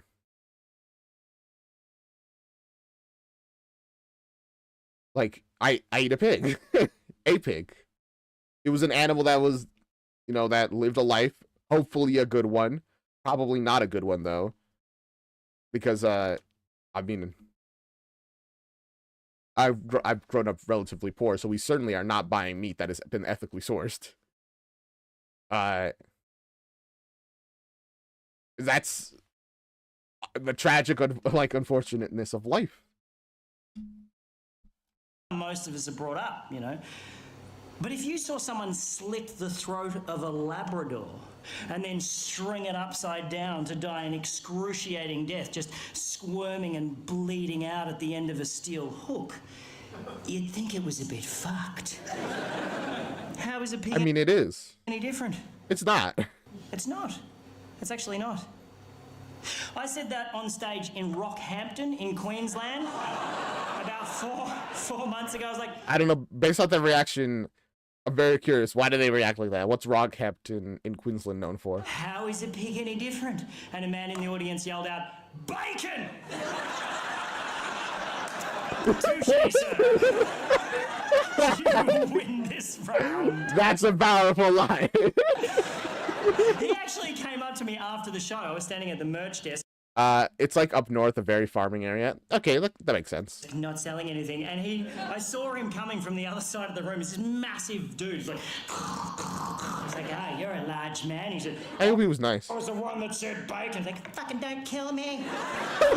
He goes, nah, you're right, mate. You're right, mate. It's the most passive-aggressive Aussie male thing you can say to another dude. Nah, you're right, mate. It basically means... Is it? I want to punch your fucking head in, but I don't want to upset me missus. You're all right, mate. Is that what it means? Anyway, he goes to me, mate, you're not going to make any friends in Rockhampton being a vegan. Did you know that Rocky is actually the beef capital of Australia? I did not know that. Fuck, I didn't know that. With over 2.5 million head of cattle within a 2.5k radius of the town centre. Fuck, I didn't know that either. That was a lot of very interesting facts. And that is a fair whack of the 13 million head of cattle in Queensland alone, 70% of which is bred purely for export.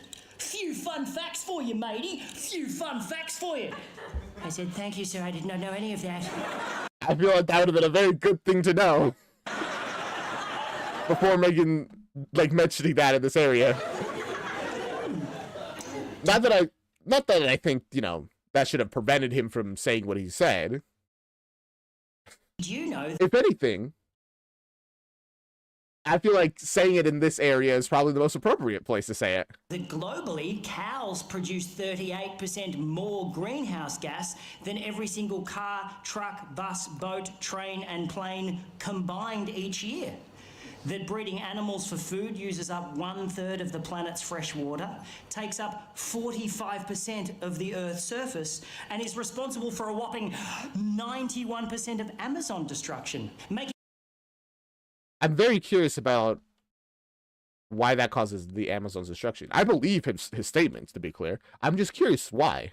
it the #1 leading cause of species extinction, resource consumption, and environmental. Also, I do like how he was like here, and then as he started going, he just started rising. He's just like, yeah, did you know that too, huh? Degradation destroying the planet on a daily basis. Few fun facts for you, matey! Few fun facts for you! Now, Also, did you actually say that to him, to his face? I'm aware this is in danger of becoming a TED Talk at this point. He's such a good puppeteer, genuinely incredibly skilled. Jeez, there's a lot of statistics. Is there going to be a test? That's right, it's fine. There will be a test. I will quiz you. Remember, I haven't mentioned this before. Remember everything. In a couple minutes, I will ask you how many cows are in the radius. So I'll read the book, all right? Don't rewind. I'll read the book. I'm not forcing my opinions on you. I'm merely saying them with a microphone. I mean, that's pretty much it. You're paying for it. Lock the door! No, seriously. All right, You can't. No one's getting out of this now. Oh, I'm reading the book. You know, we got I McDonald's forgot there was a book. home delivery now. God. Does anyone do that? You do? You get it delivered to you. You know you can already get it in your car. You can get it without getting out of your car. But I mean, maybe the McDonald's just isn't en route. what McDonald's have now done is they've removed the grueling walk from the front door to the car, so you no longer have to do that humiliating Whoa.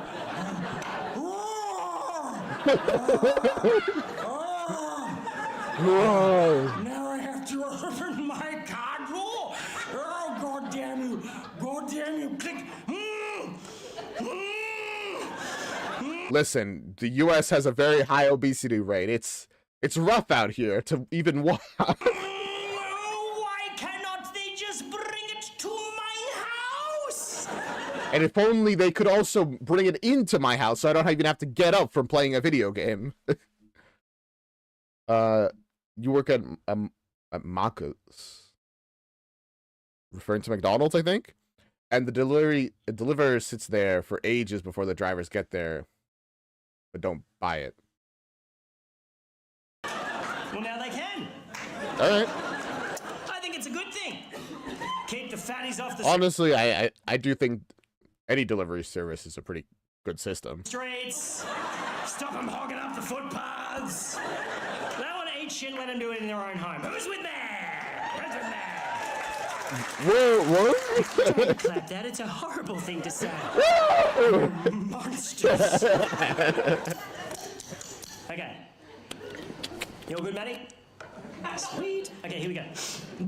I'm glad that we got a little update on Maddie. Okay. All right, here we go. Matrix Pathview. Here we go. Bucket it, bucket it, bucket it, bucket it. Okay. Blah, blah, blah. Stab it. Okay. Do you like my typewriter, by the way? Isn't it beautiful? I've been looking at it. I wish I knew about typewriters. It's pretty cool, honestly. It's basically here just as a prop, but occasionally I'm always tempted to just go over and go da da da da da da da da da da da da da. You know, get that nice clicking, clacking sound of types. A few Murder, She Wrote fans in the house, they yell. Everybody else going, what? What is that? I only know about Murder, She Wrote because this one YouTuber called Pushing Up Roses, I think. She makes, like, just videos talking about episodes of Murder, She Wrote. And it's a cool series. I like it. Sounds like an old person's joke. It is. Totally is. All right, here we go. Okay, fuck. Okay, here we go. All right. Okay. We're going. We're real. It's for real this time. Walking to Sky, Chapter 1. I bought a bookshelf on Gumtree recently. It was an amazing experience. I'll quickly tell you about it and then I'll read the book. But I we're never getting this book, or we're gonna get like one line from this book at the very end. Found it strange because it made me start to think about the way like our methods of communication have sort of changed over the years. You know, Yeah. in the old days, if you wanted a bookshelf, you'd just go see Gareth the bookshelf guy because he was the Yeah, you dude gotta go to the whoever has the book. in your tribe that made the bookshelves. He had a little bookshelf cave. He was reputable. Now any mad bastard can sell their shit on Gumtree. You know what I mean? As a species, we're sort of able to cope with knowing and gossiping about around like 100 or 150 people. Yes. That's like the limit of our tribe. Any more than that, it starts to get confusing, which is why we created abstract constructs like I mean, I don't really. I struggle to remember any people. territories and deities to unite larger groups of people under an imaginary common factor. And it works. I mean, yeah, that's true. There's a reason why humans generalize. Why humanity is so tribalistic. It's because we are designed to interact with 100 to 150 people. And so when we get into these large groups where we're talking about millions, like in like political parties, we're talking millions of people. We start generalizing, partially because we have to, and partially because it's so much easier than not, you know? Excuse me, I burped. So it's like, and you know, you can still push past your biases and all that, and understand not everyone is the same. But man, is it rough. It's a treat because we only really gather en masse on special occasions. But I think like social media and it's fucking all that up, you know? I don't think we're Yeah, social media has connected so many people.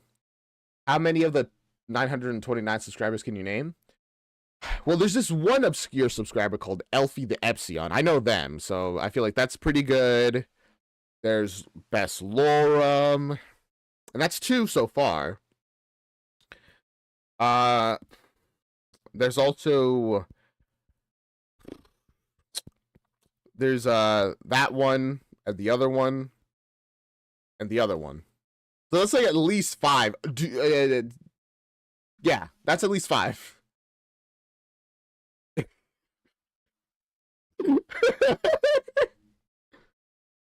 able to deal with the thousands of people we're connected to on a daily basis, and as a result, we neglect our immediate 150, you know?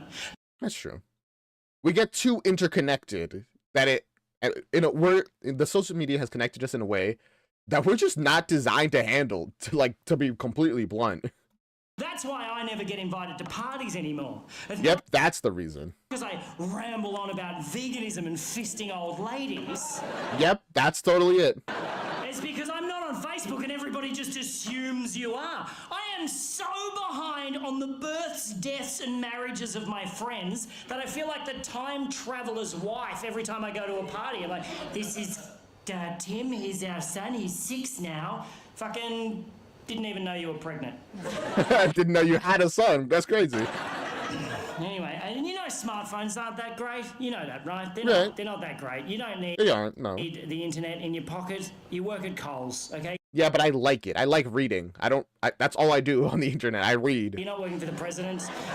You don't need it. You don't need that much information. And also, It's not like you're using that much information. what was the point of developing opposable thumbs for you to take a photo of your head and post it on the internet and then just stand by for validation? No one gives a fuck about your head. I mean, that's what some people need. That's all they have. They'll only validate it in order to gain permission to post a photo of their own head on the internet and stand by for validation. The people who give a fuck about your head will at some point see it in real life. Fuck your head and the neck it rode in on. Honestly, he's just spitting straight facts, and he has been for the past couple minutes. My goodness. Your vanity is sucking up my bandwidth. Now we get into the real reason he wants you to stop posting stuff. He's trying to download illegal content. It sounds worse than I meant. I meant like, pirate movies. Anyway, this is what's of going through my head as I'm on Gumtree looking for a bookshelf because you know when you put something in the search in Booktree, what the fuck? No. When you put something in the search on Gumtree, I'm having a stroke up here.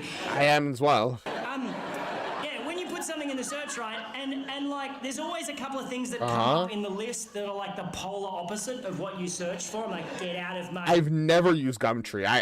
I can't relate at all to this. head, Gumtree, algorithms, conspiracy. No, but seriously, you type it's like bookshelf, and it's like bookshelf, bookshelf, bookshelf, gramophone, bookshelf, bookshelf, bookshelf, combine harvester. What the fuck? It's a combine harvester. That's actually Add it to the cart. a pretty good price. Anyway, on this particular day, I found 2 bookshelves that worked for me in terms of It's like Facebook Marketplace. Interesting, Inkate. cost and, more importantly, geographical convenience, because I'd be fucked if I'm driving to Broadmeadows to pick up a bookshelf, right? So I type in bookshelf and I see the 2 things and I'm like, okay, one salary is Kathy, the other is Morgan. I send them both the same Hi, Kathy and Morgan. text message. Hello, I saw your bookshelf on Gumtree. Is it still available? Kathy texts back straight away saying, sorry, it went this morning. Damn, that's rough. That's cool, Kathy. I'm sorry I gave you an annoying voice in the retelling of this story. She didn't do anything. She's just like, it's done. And now you make it mocking her. This is cruel. I would have done the same. Gumtree's primarily UK, Australia. All right. Probably explains why I haven't heard of it.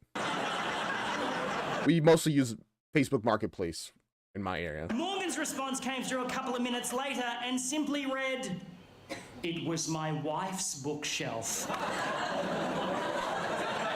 do you respond to that? It's like, bro, I didn't ask that. I'm just, can I buy it? Aside from the fact that it doesn't answer my fucking question, the use of past tense in that sentence unnerved me slightly. Only slightly? I'm like, oh, I should probably just find another bookshelf. No, you can't step out of this. You gotta go deeper. Ask about his wife. And then I noticed he lived in the suburb next to me, so I replied, is it still available? He responded with the letter Y. Just a Y. I assume that means yes. Is he asking me why I want to know if it's still available? Or is it a Y for yes? And he's so in the throes of grief that he can't manage the E and the S.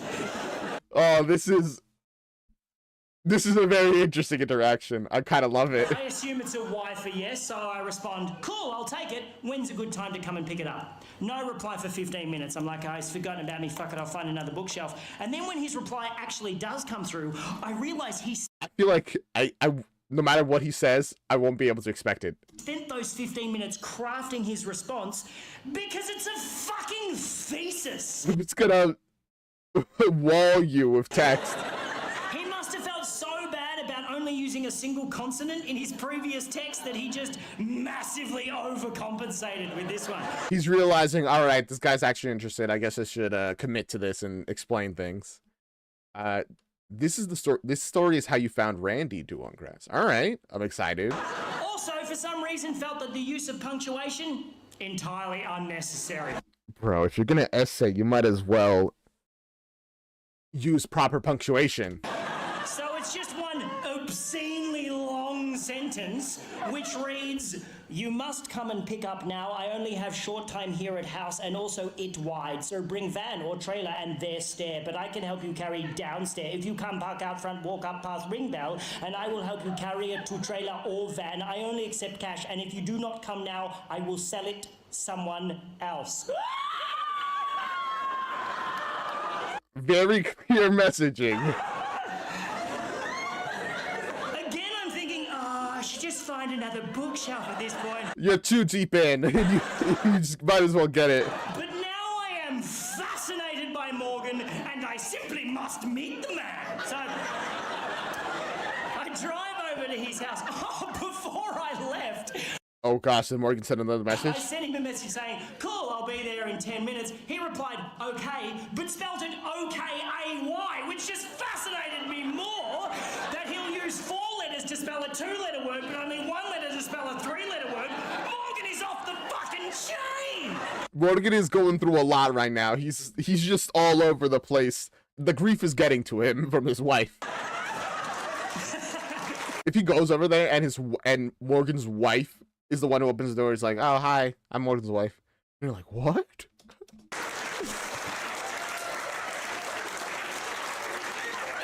As I'm driving over to his house, I'm trying to picture what he's going to be like, you know. His pidgin English might suggest ethnicity of some sort, but I don't want to racially profile him. Maybe he's an old man who recently lost his wife and is not that very good at texting, or I feel like no matter what you encounter, it's gonna be unexpected. maybe, and I'm really hoping this is the case, Morgan is just batshit crazy. You want him to be crazy? You want to head to a person who is gonna be crazy? I think you might be crazy. But let's go. I'm all in with you. I get to his house and I go up to I park out front, walk up the path, ring bell, and What was that a reference to? I brace myself for the door to be opened by like an old man in a smoking jacket, wearing fishnet stockings and suspenders. Better to go to the crazy than have the crazy person come to you. That's true. Then they'll know where you live. Just puffing on an opium pipe while a butler just creepily polishes a goldfish in the background. And then a tiny pug dog wearing a fez hat just trots up the hallway, sits on the mat, looks up at me and says, "Welcome to our lovely room." Your expectations were in heaven at this point. Like, they were beyond the stratosphere. And then the door opens and I am thoroughly disappointed. I feel like no matter what, you would have been. Before me stands an average Caucasian male in his mid-30s, dressed casually, hipster chic, stubble, glasses with designer frames, expensive watch. I immediately think architect, but the house is too cheesy for that. It's like a double-story doll's house with bay windows, but definitely a designer of some kind, maybe a graphic designer. Bro, he profiled this guy like that. He's too skinny for manual labour. He's too hip for the public sector. But this can't be Morgan. Because Morgan's text messages would suggest that he's not that technically savvy. And then the man standing in front of me says, "Hello, my name's Morgan." And Morgan was nothing like what you expected. Welcome to the stream, Laxidase Lacey? XX? I don't know how to... Your name... I don't have no idea how to pronounce it. plot thickens! He invites me in, shakes my hand, closes the door, and 20 minutes later, I will be witnessing Morgan perform some of the most aggressive acts of violence I've ever seen in my life. Against... And I will be speeding away in my car, bleeding from the face. Is that what you expected, or is that what happened? Lucy, thank you. Here's how this shit went down. Oh boy. I go into the house and I notice two things Boom. immediately. One, this is a house in the throes of renovation. Nothing Okay. too extreme, but there's like drop sheets on all the furniture. There's Drop sheets, dangerous. That would make me think I'm about to get murdered. freshly painted walls. There's a bathtub wrapped in plastic in the hallway awaiting installation. Someone's doing some work on this house. Maybe Morgan, you know, thought potentially architect. The second thing I notice, on the way up the stairs to the second floor, on the first floor landing, is a wedding photograph featuring a very cleanly shaven Morgan with a very beautiful bride. Immediately, we're getting the past. This feels like a movie. We're getting like little drops of the lore. Very much in love. The photograph is very much on the floor, and the glass in the frame is very much smashed. Bro, it could not be more cliche if it tried. She's not dead, she's left him, and the plot thickens a bit more for Morgan. And as Morgan sounds like the most interesting person. Morgan unceremoniously, kicked the photo frame to one side on the way up the stairs, I really wanted to pry into Morgan's life and ask heaps of inappropriate questions. But he was clearly a broken... I mean, yes, at this point, it's just like, your curiosity is not worth making this person, sad. man. He had this terrible air of sadness around him, so I didn't want to intrude. But remember, the story ends with him getting punched in the face. Luckily for me, though, I didn't have to, because Morgan immediately began oversharing and told me the whole fucking story. He's like a character. He's like, I know we just met, but I have to tell you my backstory so we can actually bond and be friends. You see, all my trouble started a long, long time ago. Yesterday. Or, counter, it all started when I was born, and my parents did not show up to my birth. Both of them. Like, what? Thank you, Morgan. I shall hang off your every word and then retell your tale to 200 strangers and record it for a fucking DVD. It's rough at being Morgan out here.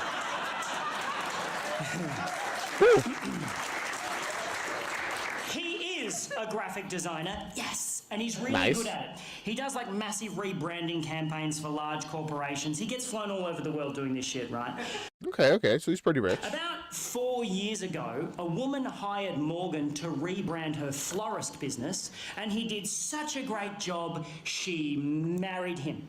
And he thought everything was just fine. And Okay, interesting. I guess follow your passion. It might lead you to love. Maybe not permanent love, though. until about 3 months ago, Morgan had to do a presentation in Sydney, right? But he was on his way home from overseas and he got stuck in Dubai due to a flight cancellation. So rather than cancel the meeting, Morgan suggested to these businessmen in Sydney that they do a Skype chat because he's so technologically savvy despite his fucking baffling text message style. Okay, so far fairly reasonable.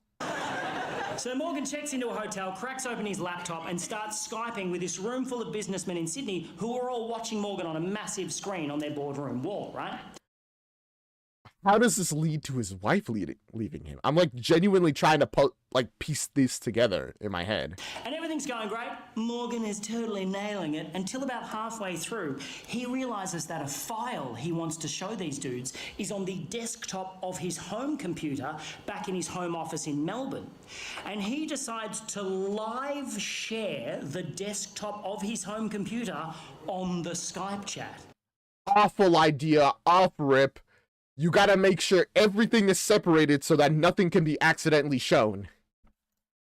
He knows how to do that. He can control his computer remotely from anywhere in the world. Also, yeah, that's not that weird. There's like programs for that. It's not particularly new technology, but Morgan makes it sound so impressive.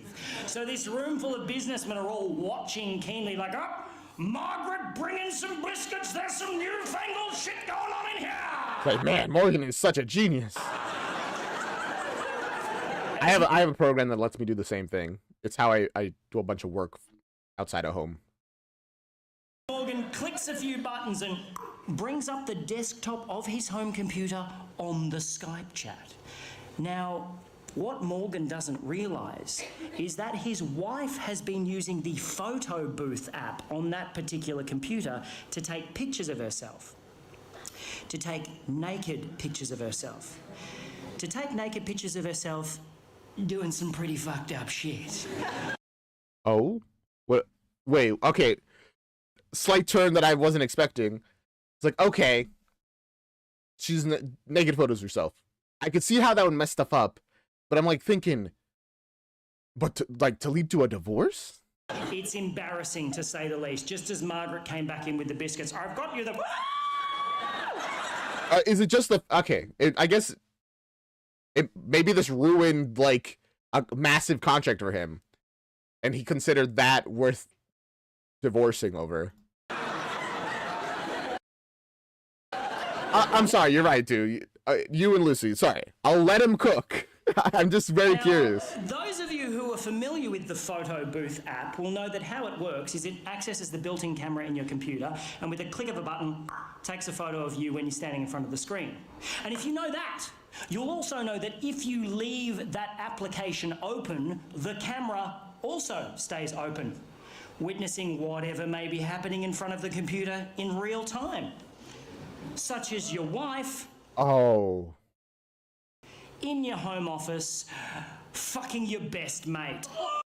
Oh, no. Okay, there we go. Yeah, I had a realization of, okay, the whole time I was like, Did she cheat on him? And yes, yes, we got the answer. That's rough, buddy. Big oops. What a time to discover that, too. That's actually... I don't think there's any good time to, like, learn that, oh, my wife is cheating on me with my best friend. That's rough. I don't think there's, like, a good time to learn about that. But while you are live on a meeting with very important people for probably a lot of, like, a contract for a very large amount of money, that might be one of the worst times to learn.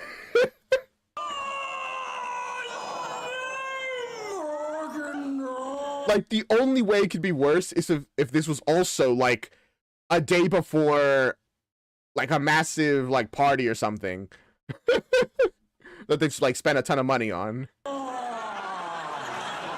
And even that's only barely worse. Morgan then goes on to tell me she's keeping the house, his former best mate is moving in, and while they're out for the day happily shopping for fittings, Morgan must suffer the indignity of moving his shit out and selling the stuff they don't want on Gumtree to this guy.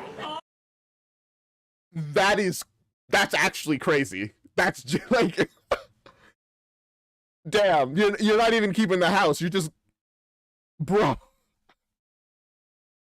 Wedding, you're right, exactly. That's perfect, Lucy. That's how you could have made it worse. It's at this point of the story that Morgan starts crying. He breaks down, and I do not blame the man. It's fucking horrible, and I just want to give him a big hug and say, everything's going to be all right, Morgan. Yeah, but you don't know him like that. But I am holding the full weight of a bookshelf halfway down a set of stairs, and Morgan is the only thing stopping... Oh, he's been telling you the story while you guys are carrying this.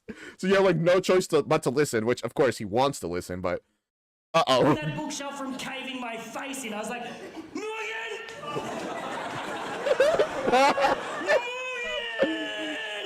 So, Morgan, I really wanted to hear that story, and I feel so bad for you, but I'm going to die.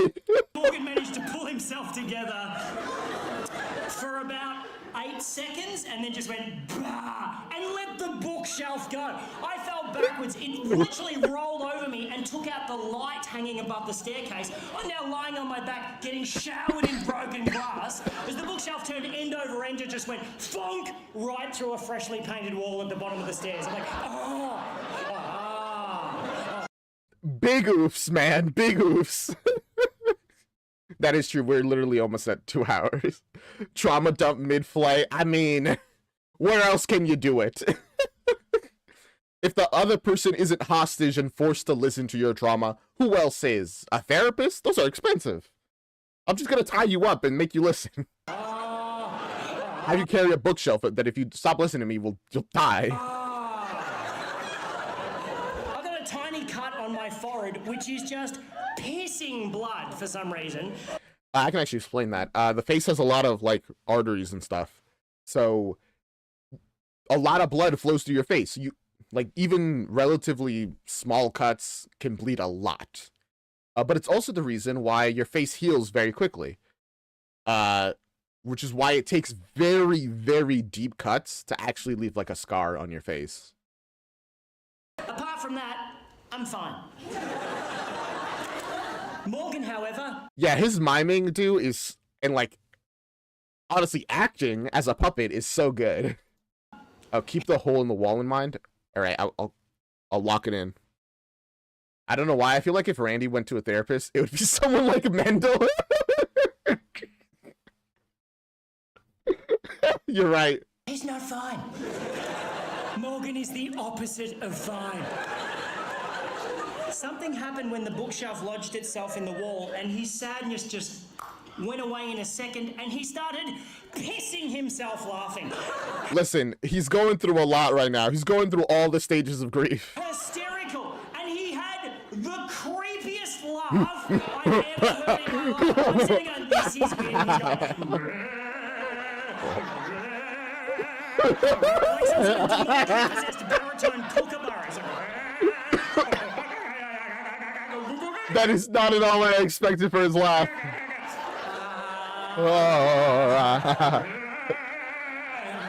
Can I still have the bookshelf. He's like, yeah.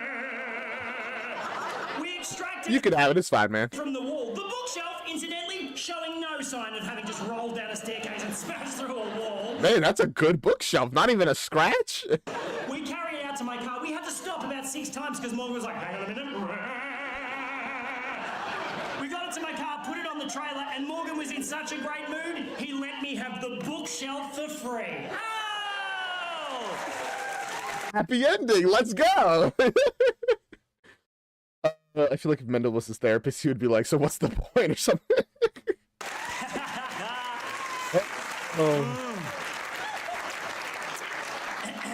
All's well that ends well for you, not so much for Morgan.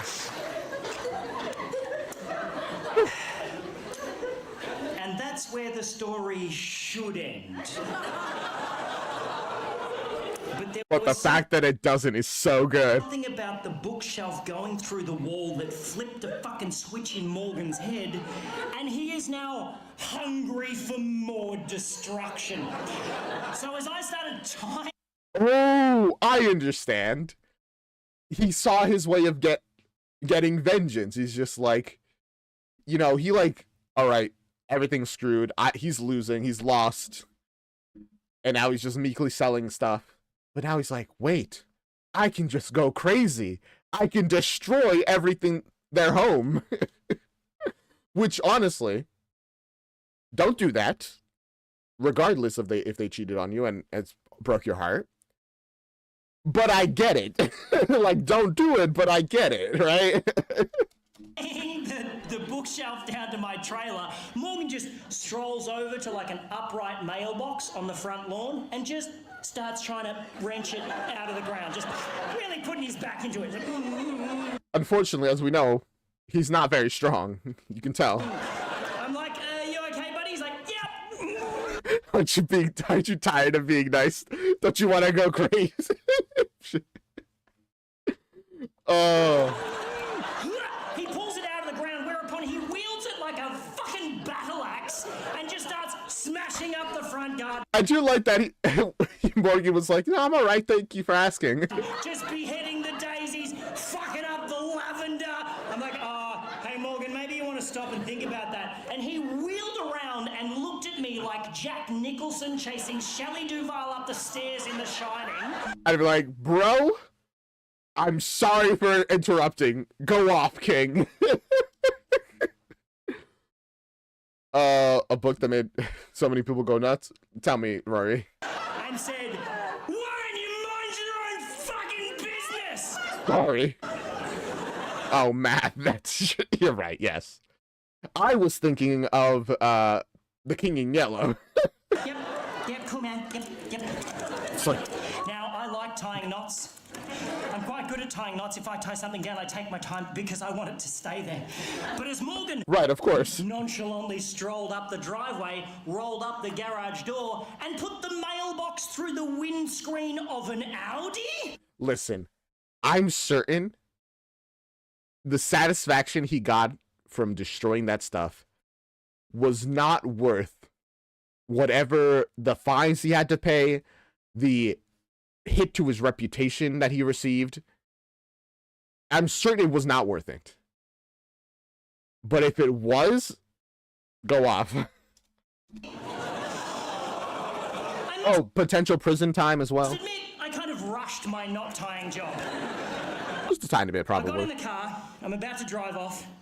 I'm like looking at the house going, I'm sure it'll be fine. And then I had nothing. I had nothing to do with this. I can't be blamed for any of this. an armchair smashed out of an upstairs window and just went doink, doink, doink, doink down the front of it. I was like, what's my duty of care in this situation? That is some cinematic timing. He's like, I'm sure this is fine. Boom. I didn't want to call the cops on him. I didn't want him to trash the house. I'm like, fuck, I'm going to have to talk to Morgan. So I got out, I walked up the driveway, shitting myself. You know when someone does something really... Bro, I'll be honest. I don't think this is your responsibility. But I have to talk to Morgan as well. I'd be like, oh, I hope he doesn't kill me. violent, and you're just like, oh, fuck, we're not supposed to do shit like that. Yes, we as a society we're like conditioned to not do violence, to, you know, follow the social rules and all that, the social contract. So when somebody breaks it, everyone around them gets very concerned. It's like, you're not supposed to do that. That's the thing you're not supposed to do. Yucky, just yucky feeling in my tum-tum, and I'm standing there in the garage, and there's like an adjoining door in the garage that leads into the house. I can see in through the door into the house, up the staircase. It's like a wooden staircase, and I'm standing in the garage. This feels like a horror movie. It's just going, Morgan! Like I was calling a cat for its dinner. I feel like I would have called 3 times and then been like, all right, he does not want to talk to me. Time to go. Morgan! Muggy! And then I notice a small trickle of water start to come from the top step. Oh, he's flooding it. And then a little bit more water, and then quite a lot of water. Just pissing down the stairs like a shitty water feature. I'm like, that can't be right. And then Morgan appeared on the top step holding a hammer like this. Bah! I was like, whoa! He's like, bah! Starts running at me, wielding the hammer, going, bah! I'm like, oh no, man, I just wanted to buy a bookshelf. He's like, bah! Runs straight past me. I'm like, where are you going? He's like, bah! Made a beeline for my car. I'm like, no, man, stop. He's like, stop it, just stop. He spins around and goes, I just checked my phone. She texted me 15 minutes ago saying she'll be here in 15 minutes. We gotta go and get...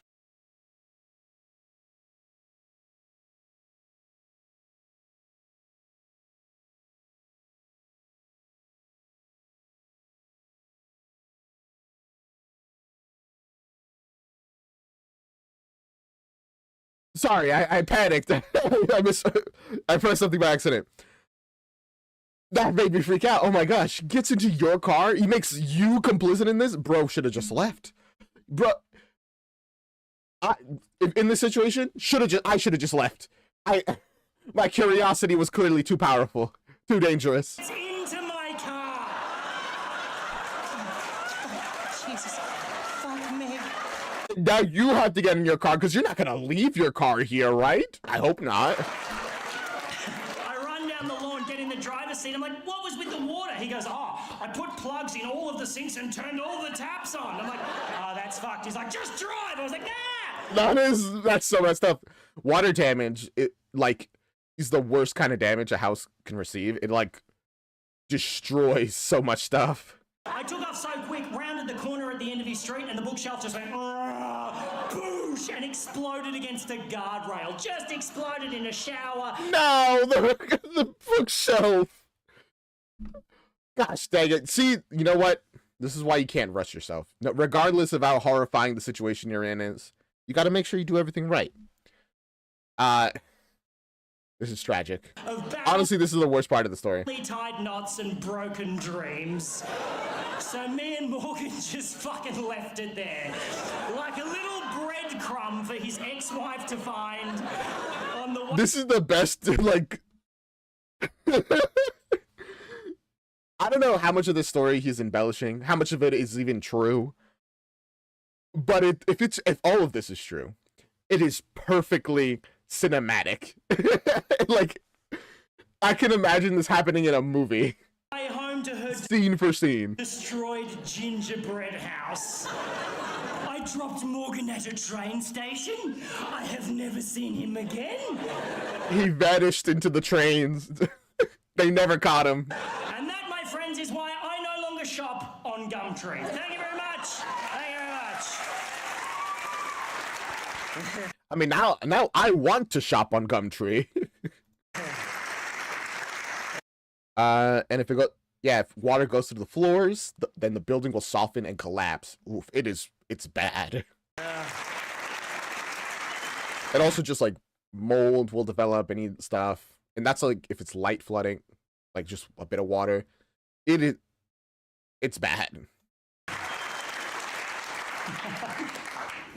Fuck. Are we gonna read the book now? I really want to read it. You know my favourite bit of that story? Huh. I just made it up. Yeah, it's not true. There is no... Damn. This was the coolest book ever, and like story ever, and now it's not even real. You picked up on the cliche aspects so fast. It's because they were very clear. Ah.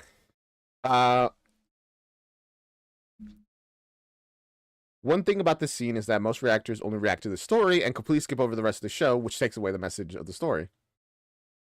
I loved Morgan too, the insanity of the whole thing. I mean,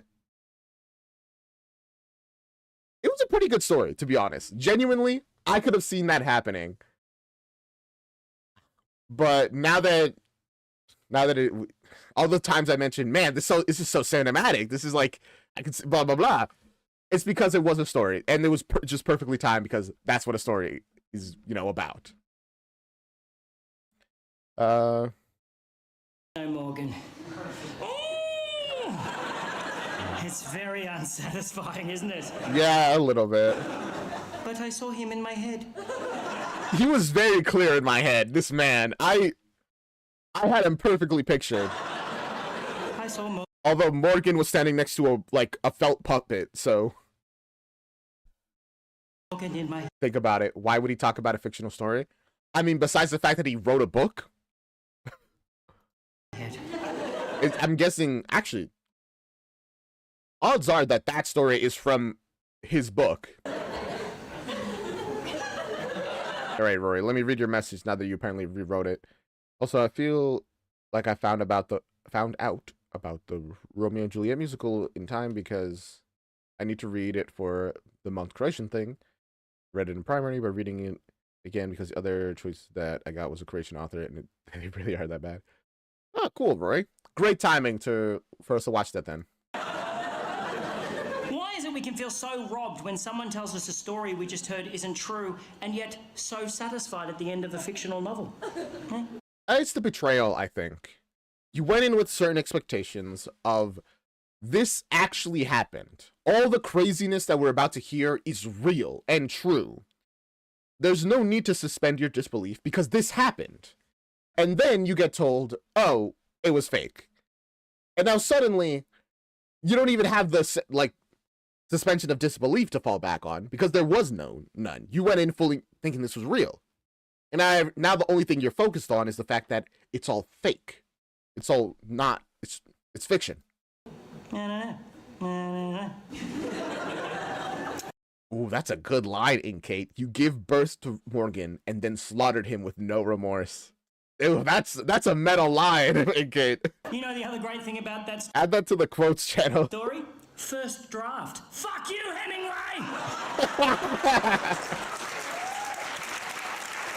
I guess Hemingway wasn't always right.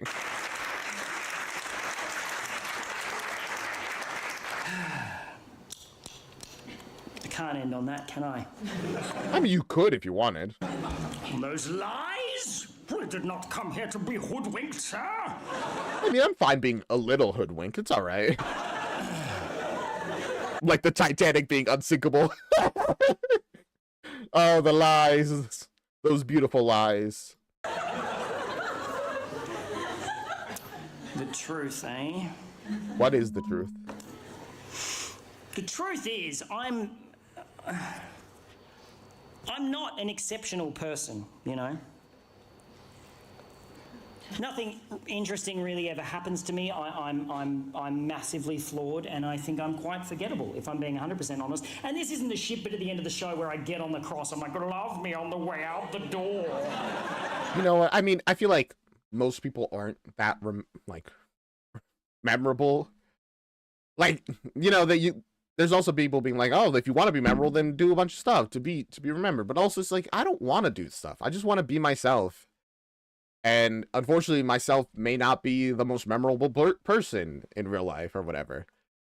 I don't know how memorable I am. I feel like that's the kind of thing you have to see based off other people's reactions. But, like, I don't know. I don't think there's anything wrong with that. I don't think you need to be to tell a good story. It's not that. It's just that I don't think, like, on a scale of 1 to memorable, I'm not that memorable. Not Like on, a 4. the Morgan sort of scale. Not on the Ernest Hemingway scale, certainly, you know. Yeah, Ernest Hemingway is like a 9. Morgan's definitely like a 7 or 8. But if I tell a great story, maybe people will remember that instead. Remember the card trick and just pretend that they don't know how it's done, you know? Yeah. But must we leave a legacy? I don't think so. I think that there is an odd obsession with leaving a legacy behind. Which I feel is just an extension of the obsession with immortality as well. I don't think, like, if we got rid of death, that would be pretty cool. If we never do, I wouldn't be that broken up about it either, personally. But then again, I'm a person who, like, believes in the afterlife and stuff, so obviously that's different. But also, if there was nothing after death, I don't feel like that's very scary either, because I'm not going to exist to feel bad about it.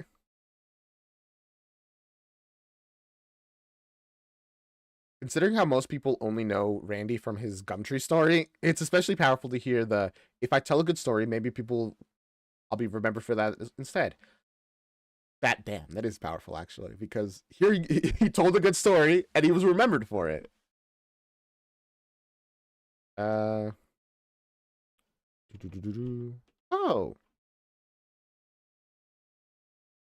Happy birthday to your cousin, Rory. This is why I didn't submit the story itself to you. You need the context. I feel like, thank you. I feel like honestly, it all came together pretty well. Oh, sorry. Must we make an impact? Do we have to leave a footprint? Is it okay to just settle? Seek safety? I feel like there's a stigma against settling for a normal, mundane life. If you're not doing your best, if you're not grinding yourself to the bone to be remembered, you aren't doing enough. And I think that that's kind of dumb. Like, I kind of just want to be happy, you know? I want to live a life where I'm happy. And, you know, thankfully, I'm in enough of a situation where I don't have to work myself to the bone just to survive, which, you know, a lot of people do. But because I don't have to do that, I don't feel a need to, like, climb even higher. I'm just happy to live, you know? This is starting to sound like an AJR song. Kind of. Actually, I know the vibes you're talking about. I'm sorry, I got a phone call. Give me a moment.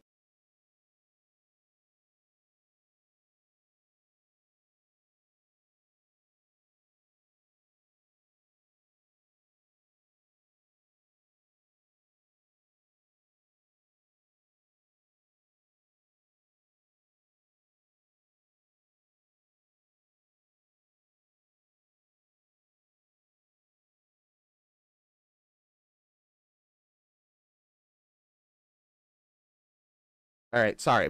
My mom needs me for something. I will be right back. I haven't made an I'll be right back screen for YouTube yet, so for people on YouTube, just hang out over there. I'm not sure what's happening there. Uh-oh, it got stuck in a loop. You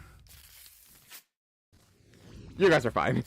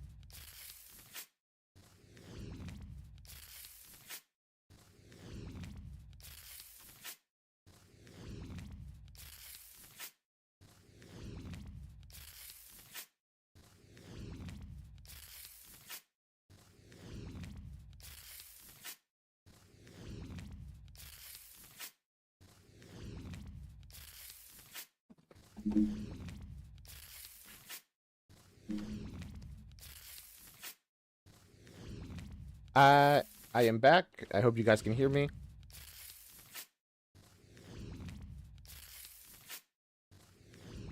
Uh-oh. What's happening? Can you guys hear me, by the way?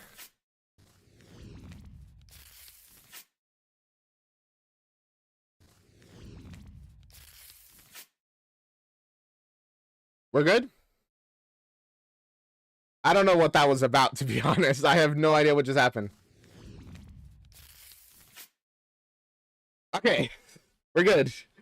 There was just like a little glitch, I guess. Womp womp. Alright. I think I must have linked something wrong. No! No! No! No! Oh, maybe it's studio mode that's causing that, actually. I'll figure it out. Don't worry about it. Let's finish up this reaction. Best, you know? Or must we constantly shake our lives up, or suffer the indiscriminate cruelty of having it shaken against our will? I like how the lighting changed, by the way, as he like gets into this final speech. Must we try to carve a path through the tall grass, feeling as though no one has ever felt how we feel?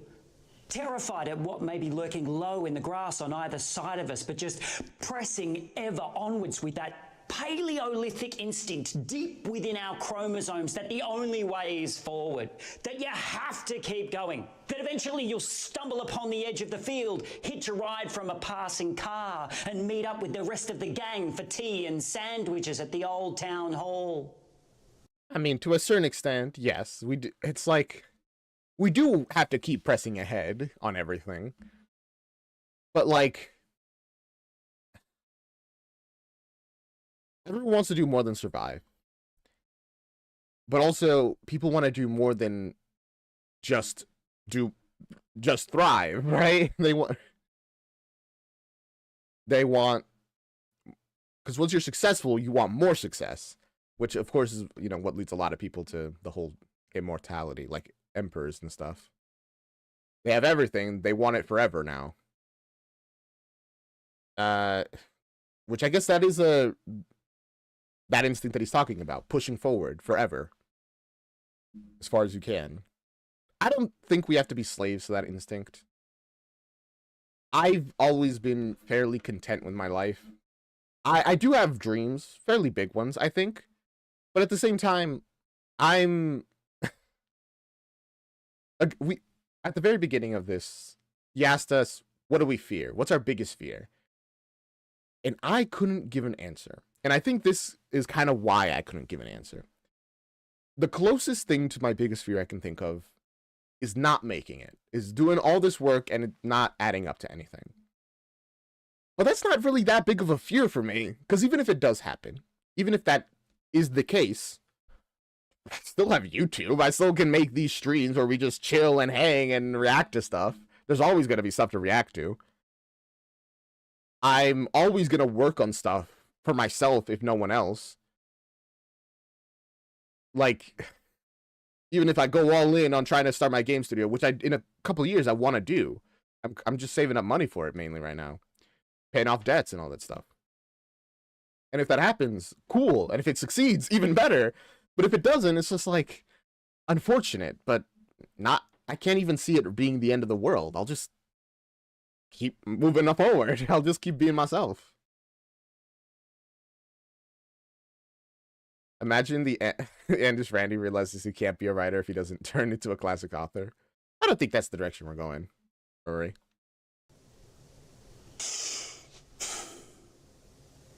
Do we feel like the path that we are carving through the grass is all our own? Only to finally float above the field with the sweet relief of expiration and realize that the field is insignificantly minuscule in size and that there's only one path through the grass. The exact same one that every human has trod before us and will ever after. Just stumbling blindly along a tiny hyphen between the words birth and death. Damn, getting crazy real here. Everyone walks the same path ultimately, which is to death. And when reduced to that level of crisp simplicity, fear cannot exist. So, All right, chapter 1.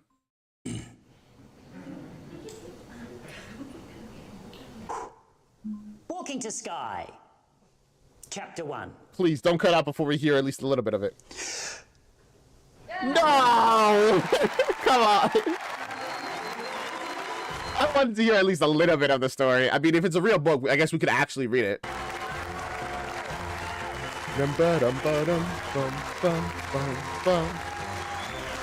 That was a good show. That was very fun. The jokes were funny. The message was pretty powerful, honestly. Da, da, da, da, da, da.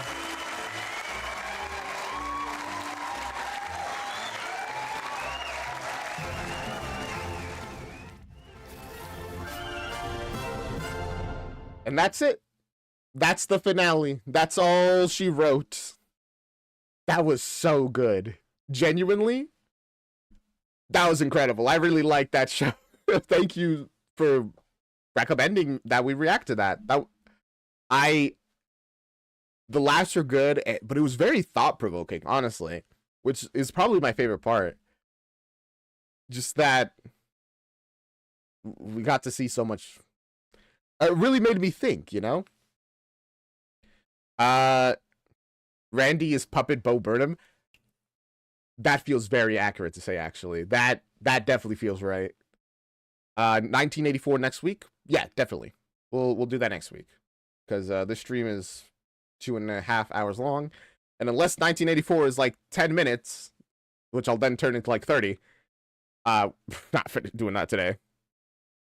All right. With that, I hope you guys enjoyed. The reaction has come to an end. We are here. I'll see you guys in the next one. I can't promise what days I'll be live next week, unfortunately, because I don't actually fully know my schedule. Actually, I think I'll be streaming Monday, some Mighty Grandpa. But that's about all I can promise at the moment. I don't really have my full schedule. We're having some complications where I'm not really in the system yet, so they can't give me my schedules in advance. It's annoying, but it is what it is. But I'll see you guys there, hopefully, maybe. It'd be nice if you guys could join me. With all that being said, thank you for watching. I had a great time. I hope you had a great time. I hate that my camera is off center, or I'm off center technically. Whatever. I'll see you in the next one. Bye. Oh, wrong thing. There you go. Ahem. This is the outro song to do. This is the outro song to do. This is the outro. Outro, outro, outro. This is the outro song to do. This is the outro song. This is the outro song. This is the outro song. This is the outro song. Do a bye, a bye, a bye, bye, bye, bye, bye, bye, bye, bye, bye, bye.